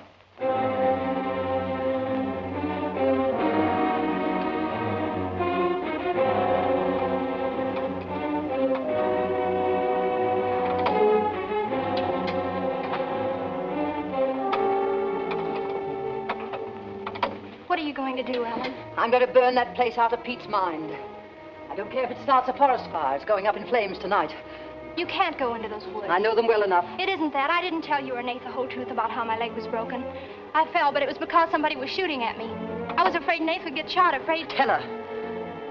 That's Pete's fault for letting Teller think he owns those woods. He's just trying to scare you, but he's afraid of me. Let me go with you. No, your leg isn't strong enough. I don't want to stay here alone. Come with me as far as Nate's cabin. Lock yourself in. I'll be back before Pete knows I'm gone. Okay, all right. So, of course, we can throw away your Wonder Woman album. You know, it's falling apart. Okay, and this, your Jane Fonda workout book. I mean, you don't even have legs, much less leg warmers. Okay, so you don't need the Jane Fonda workout record book and record and book and record. And this Golden Sound of Shirley Bassey. I mean, you really only have this because she looks like a plant. You don't deny it. She just looks like a plant. That's the only reason you have this. So we'll just put that in the garbage too. Okay, here's one that we can both agree on. Now, I'm not sure if this is yours or mine, but this album, Putting the Night on Hold by Lauren Gray. Now, when I saw this drawing on the cover of this record, I thought Lauren was going to be a star. Actually, I thought it was like a Make-A-Wish. Someone, like an amateur artist who always wanted to do an album cover. And they just gave him a chance because he had, a railroad spike going through his brain. That's kind of how I thought was happening with this drawing on the front. But then I saw this picture of Lauren Gray with too much makeup on, looking like she was a runaway. And I had this whole other story forming in my head. Like somebody found this girl, asleep on the railroad tracks and, cleaned her up and gave her a shower and said, look, we're going to make you a star. Just don't tell your mom. And then somebody's brother did this drawing, and then they put these albums in like drugstores and car washes, and then she dies of a drug overdose. That's the story that's happening in my head when I see this artwork and this photograph. But when the music actually came out, it was pretty darned amazing. We used to cha-cha to this all the time back in 1986. I know you don't remember because you were so drunk and on coke, but in 1986, this was the jam. This was good stuff, and this was not corporate, that corporate disco that they were trying to jam down everybody's throats. This was the music that meant something. So I think we should put this on right now. Putting the Night on Hold. Yeah. What do you mean you don't know that? You don't know. Putting the night on hold. Yeah, you know that song. As I'm putting the... Okay, I'm just going to put it on. I'm going to put this whole show on hold for this record right now. So this is Lauren Gray, everyone. Putting the Night on Hold. Take a listen.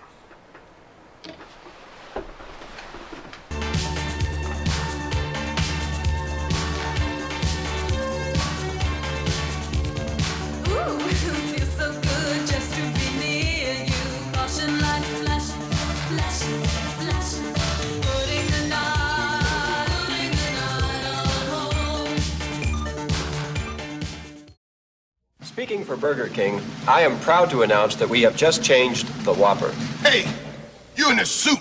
You're in a lot of trouble. I know you're all behind us on this. I like the Whopper the way it was, fool. The new Whopper has more beef than ever. More beef than Big Mac or Wendy's single. And it beat them both for best taste. More beef? Better taste? The new Whopper. More beef than Big Mac or Wendy's single and winner for best taste. Okay, fool. It's good. I'll let you live. Meet Mr. Clean, Procter & Gamble's new all-purpose liquid cleaner. Mr. Clean gets rid of dirt and grime and grease in just a minute. Mr. Clean will clean your whole house and everything that's in it. Floors, doors, walls, halls, white sidewall tires, and old golf balls. Sinks, stoves, bathtubs, he'll do. He'll even help clean laundry, too. Mr. Clean gets rid of dirt and grime and grease in just a minute. Mr. Clean will clean your whole house and everything that's in it. Can he clean a kitchen sink? Quicker than a wink. Can he clean a window sash? Faster than a flash. Can he clean a dirty mirror? He'll make it bright and clearer. Can he clean a diamond ring? Mr. Clean cleans anything. Mr. Clean gets rid of dirt and grime and grease in just a minute. Mr. Clean will clean your whole house and everything that's in it. Mr. Clean, Mr. Clean, Mr. Clean.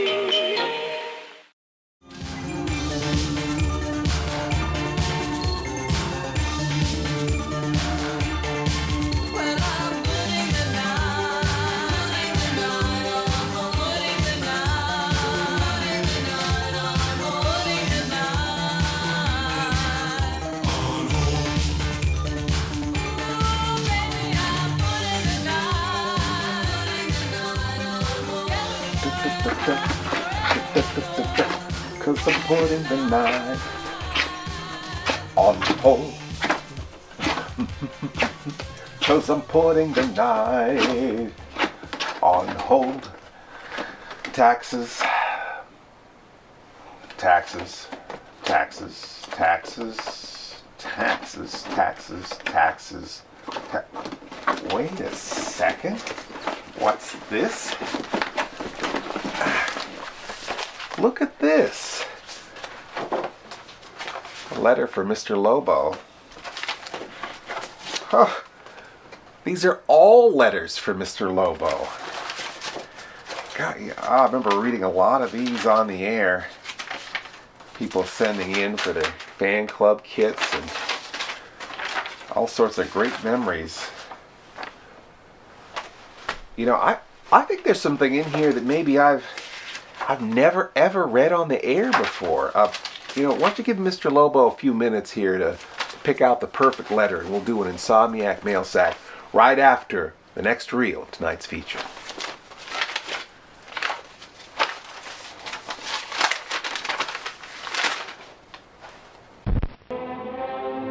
Ellen? Meg?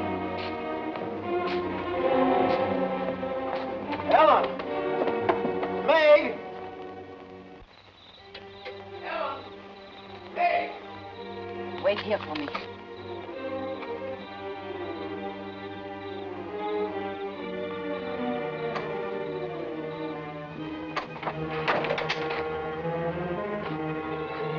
Meg?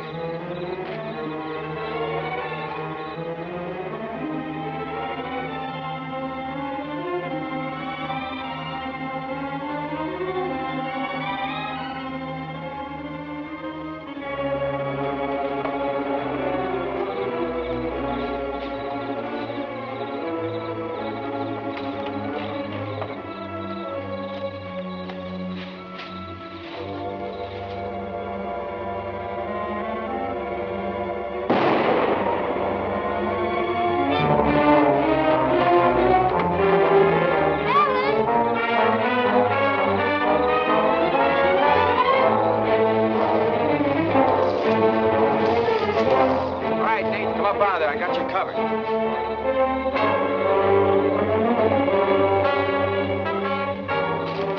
Miss Ellen. Miss Ellen. I didn't aim to kill. Miss Ellen, please.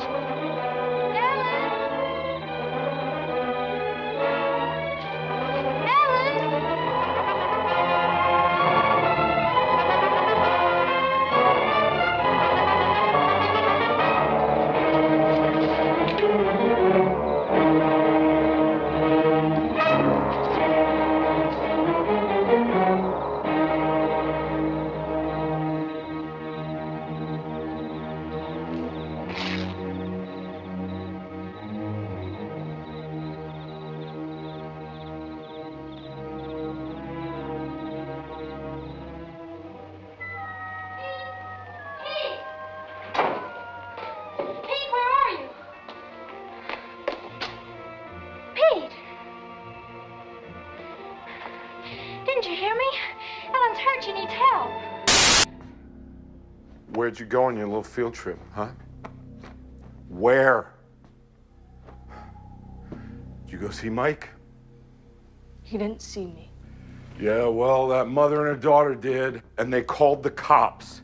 Now, did anyone else see you? Anyone at all? Come on, I need you to think. Nobody saw me. You put us in danger.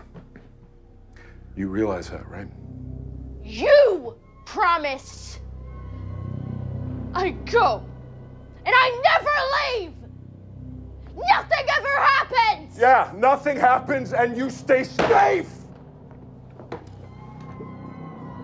You lie. I don't lie. I protect, and I feed, and I teach.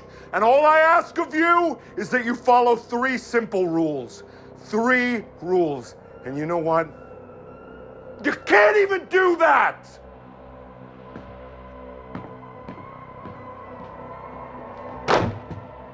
You're grounded. You know what that means? It means no egos. And no TV for a week.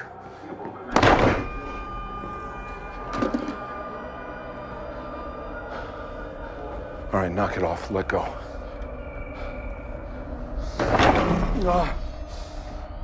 Okay. 2 weeks. Let go.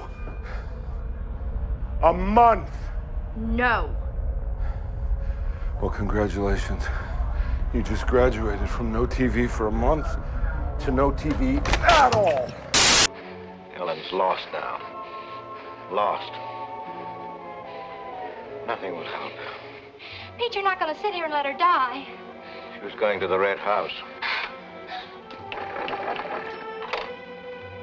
15 years those woods have been calling to me. Storm Store. They won't get me. Nate, it's Meg. I need help. He can't help. Nobody can help. Ellen's in the woods, hurt. Tell her shot her. I can't carry her out alone. Where is she? On the trail we took just before we reached the limestone rocks. I'll call Dr. Byrne and the sheriff. I'll bring a stretcher. Hurry. You're not going back in there. You can't do it. You'll be lost, too. Believe me, I know the woods are evil. I know what's there. I know the dangers. Oh, darling, don't. Let go of me. You don't know. And now it's time for another Insomniac mail sack. And boy, we had a lot of them here. Actual letters from actual viewers. But this one caught my eye. This is some artwork from one of Mr. Lobo's very troubled fans. I'm not even sure what direction is the right way, because I'm seeing this here. I mean, are these legs here? And this is what, a TV with a hypnotic spiral, and then there's this guy with no legs at all, with all the bodies or something pouring out of his torso. And now I know why we didn't show this one on the air. I don't even know if this is a TV safe drawing that we're showing here. I'm not sure if I'm correctly identifying some of the things I'm seeing going on in the lower part of the frame of this artwork. But it says to, and then it's scratched out, and I think they probably were going to put my first name there and thought better of it. Mr. Lobo, thanks for entertaining us. Your fan, Brandon Self. Brandon Self, does that make this a self-portrait? Yeah, we're ending on that joke. Cinema Insomnia. We'll be right back.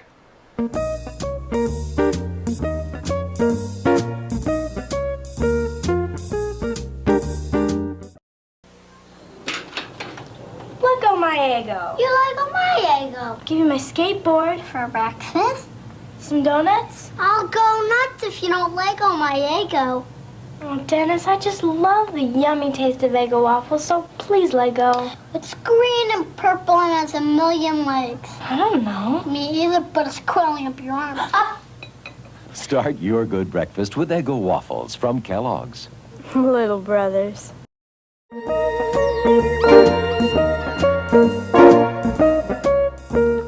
We We love to get cards and letters from our fans on our Insomniac mail sack. Jack from Wyoming writes in, Dear Mr. Lobo, I enjoy your program. I have been trying to write you for many years, but every time I send a letter, it gets sent back. Do you have a new address? Your friend, Jack. Well, thank you, Jack, for asking. We've been on so many different channels and in different markets that it's been hard to keep all of those P.O. boxes open. But now we have a secure base here at our own studio, Outer Space International, and you can reach Mr. Lobo at this P.O. box. Mr. Lobo, care of OSI, Box 74, at Glen, Pennsylvania, 19310. Thanks for writing, Jack. And how did you send this? That doesn't make sense.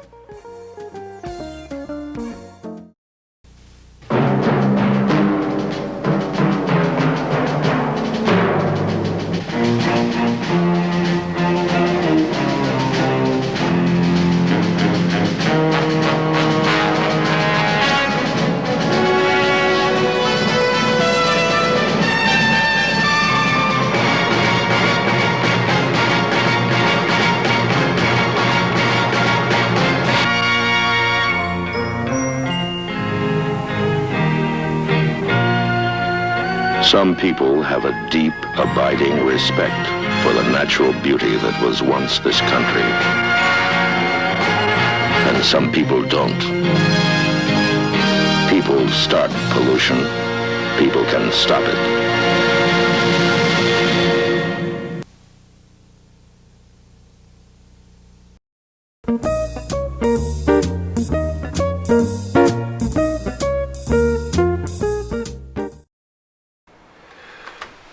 All right, Eric, why don't you haul her out of here, okay? Put her out on the street with the rest of the trash. All right, Miss Mittens, you know what this is? This is our very last box. It's got some of our most vague and generic childhood memories. You got He Guy and the Masters of the Galaxy. I got a couple of your dollies here. You remember Darby and Kent, right? And their Sausalito dream house. Yeah. Oh, look, there's the turnip truck kids, the adoption certificate. And can't forget the Play Clay Fun Factory. All these generic memories, they're getting more foggy and vague and indistinct as the years go by. Probably time to just let them go. All right, Eric, you got one more. Just put it out there with the rest of them. Oh boy. But you know what? This place is pretty much back to normal. Time for us to grow up and get back to work. Mr. Lobo's getting a little choked up. Maybe we should go back into another cherished memory, certainly full of its own vacant open spaces. Let's return now to Reel 10, one of Mr. Lobo's favorites.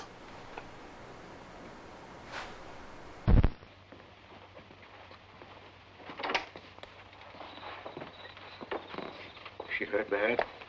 She's dead.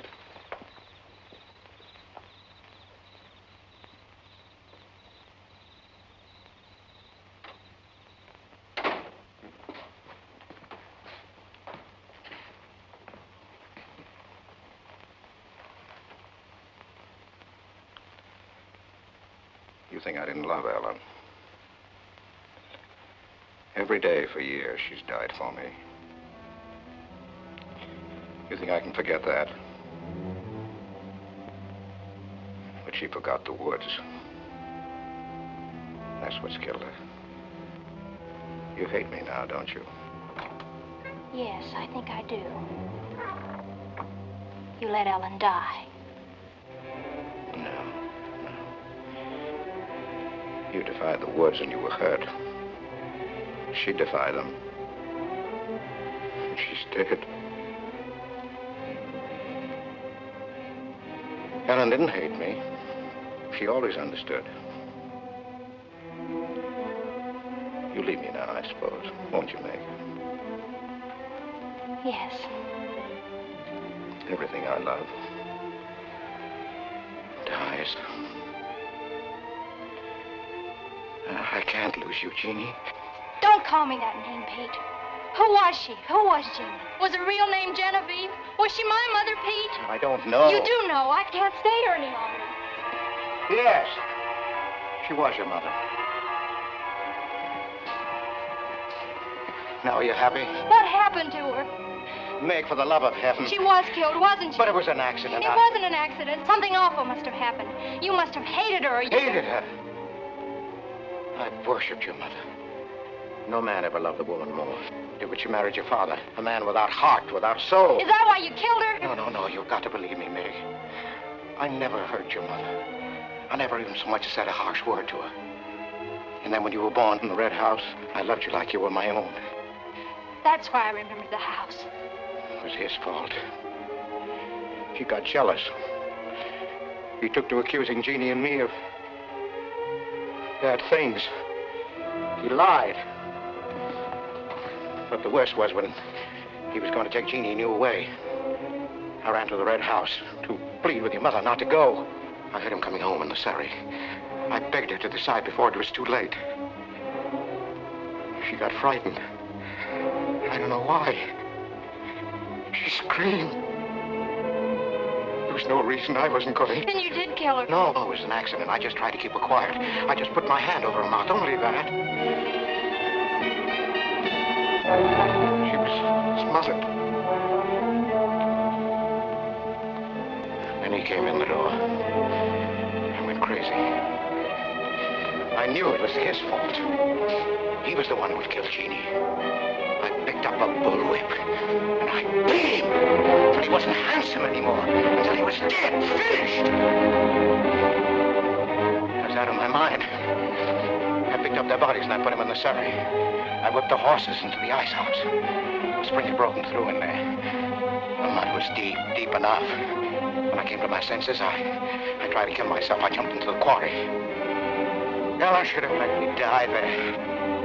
Nate! Nate! Nate, where are you? Nate's gone. He's taken your rifle. He's gone to the woods. Heller will kill him.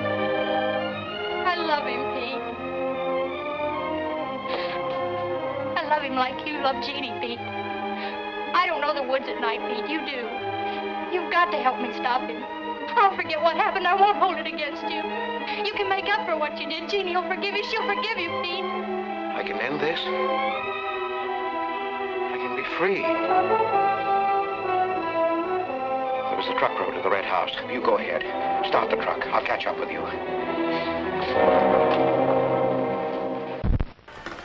Mr. Lobo's gonna try to catch up on some business. I'm on hold right now. Putting the night on hold. Oh, yeah, you're back. Did you talk to them? Because that's a terrible idea. It's a bad idea. We can't do a generic episode. You know, we have to write an episode. Writing. That's something that the show is known for. You know, clever writing, poignant satire, observations about the movie. You know, Mr. Lobo's a companion. I'm a host. What am I hosting if we're not watching the movie? Well, you think it will save time, but it will not save time. You know, we need to get a movie, we need to chunk it up, we need to watch all the segments, so we need to write a proper show. Professional. Do a professional job. Yes. We have name brand sponsors who are counting on us to do a professional job. Okay, we can't disappoint Dark Brown Cola. All right? We do not want to get on the bad side of salty potato flavored chip shards. Okay? Yes, they would be disappointed. You know, and I would be disappointed. You know, we certainly don't want to cause any rift with, you know, gummy pellet fruit candies, you know? I mean, everybody knows these companies, you know? Our name's going to be mud in this business if we don't treat our sponsors right, you know? And we got to treat our fans right, too. We're doing them a disservice by not doing a professional job, and even at least, at the very least, watching the movie to write the show. You got to give this some serious consideration, you know? I mean, if we just try to pull a show out of our keister, okay, we'd have like 5 minutes of material, tops, you know? By the end of the show, we'd be running on fumes and I'd be doing some lame phone gag.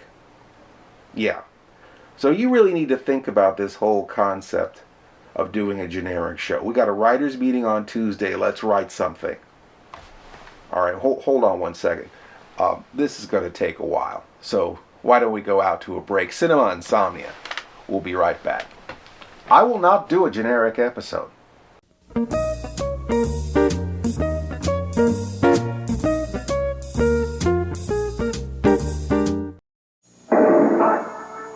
GoBots, and you control their every move. Behold, by Tor, Copter, Turbo, and Sidekill. The GoBot invasion has begun.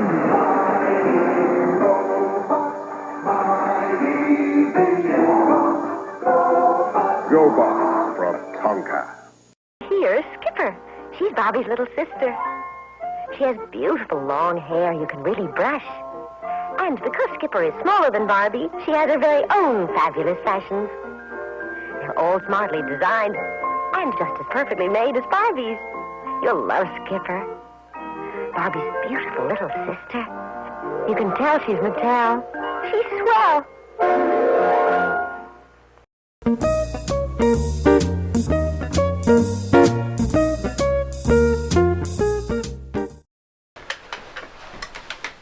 Mr. Lobo has to apologize. That phone call really upset me. I can't imagine doing a generic episode. I mean, what are we going to do? A whole show without mentioning the name of the movie? That would be ridiculous.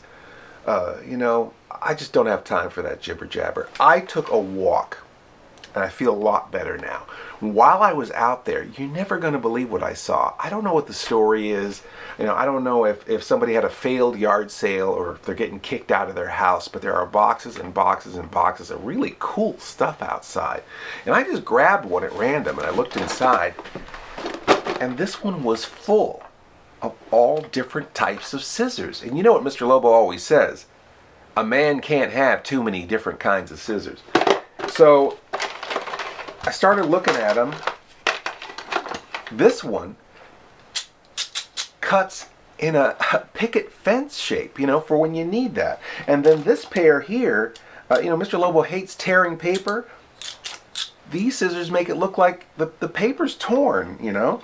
And then these scissors are the best of them all. These are some sort of like comically oversized novelty scissors. You know, I've always wanted to do like a fake ribbon cutting ceremony, so I'm gonna try these out later on. So I'm really excited about this, and there's a whole bunch of other stuff out there that is really something I want to take a peek at. So why don't you dive into our own trash to treasure story and enjoy the conclusion to tonight's movie, and Mr. Lobo's gonna go check out that box of sunglasses.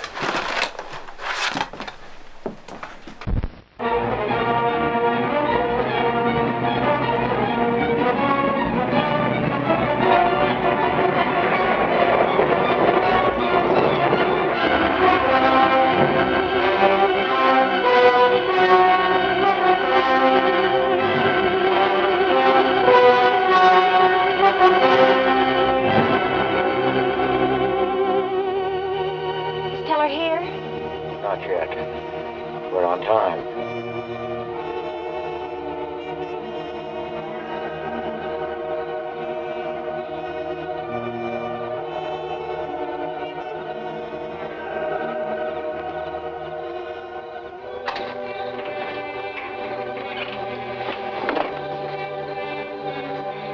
Come, dear. Don't be afraid.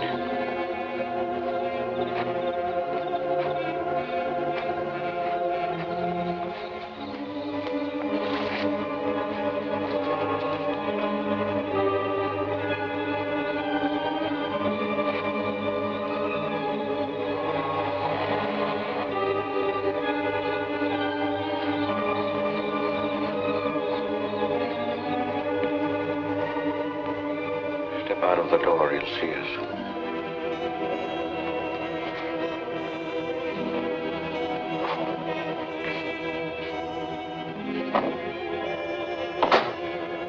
Why must we bolt the door?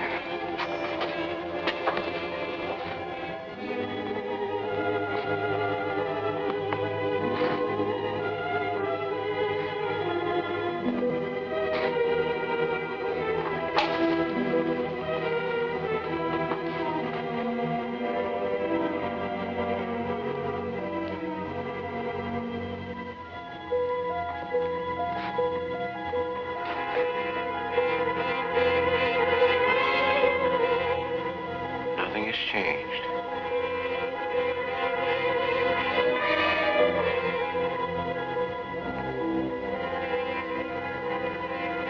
Just as it was.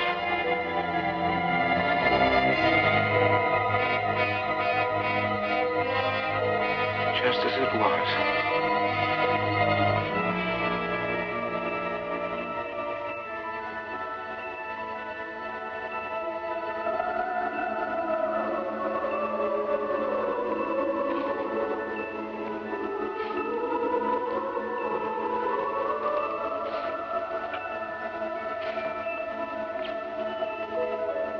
She's just like you, Jeannie. I've come to plead with you not to go. Don't go with him, Jeannie. I can't live without you. Pete, we've come here to help Nate. He could be killed. Yes! I'd kill to keep you here. Does Herb love you that much? Enough to kill for you?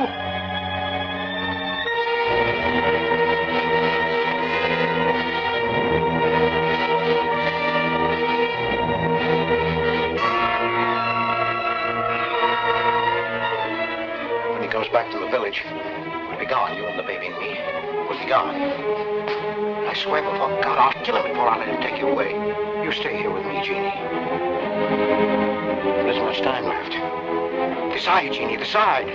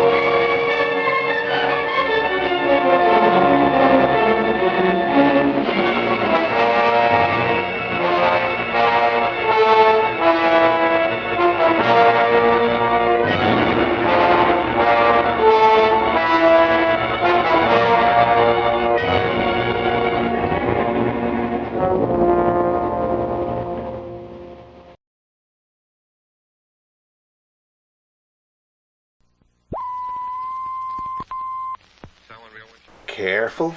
Easy does it. Easy. Use the back. There it is, just right on top of this container right here. Good, good. And let it go. Wow, this thing is really amazing. I can't believe somebody left this out in the driveway. Oh. Hi there, Insomniacs. Is the movie over already? You know, I got wrapped up and picking some pickings outside. What do you think of this neato steel coffin, huh? This will be a great prop for the show, don't you think? Mr. Lobo thinks so. Wait a second. Do we go the whole movie tonight without saying the title? I think that's a first in the history of the show. Anyway, this is Mr. Lobo signing off. Thank you for watching Cinema Insomnia and tonight's feature.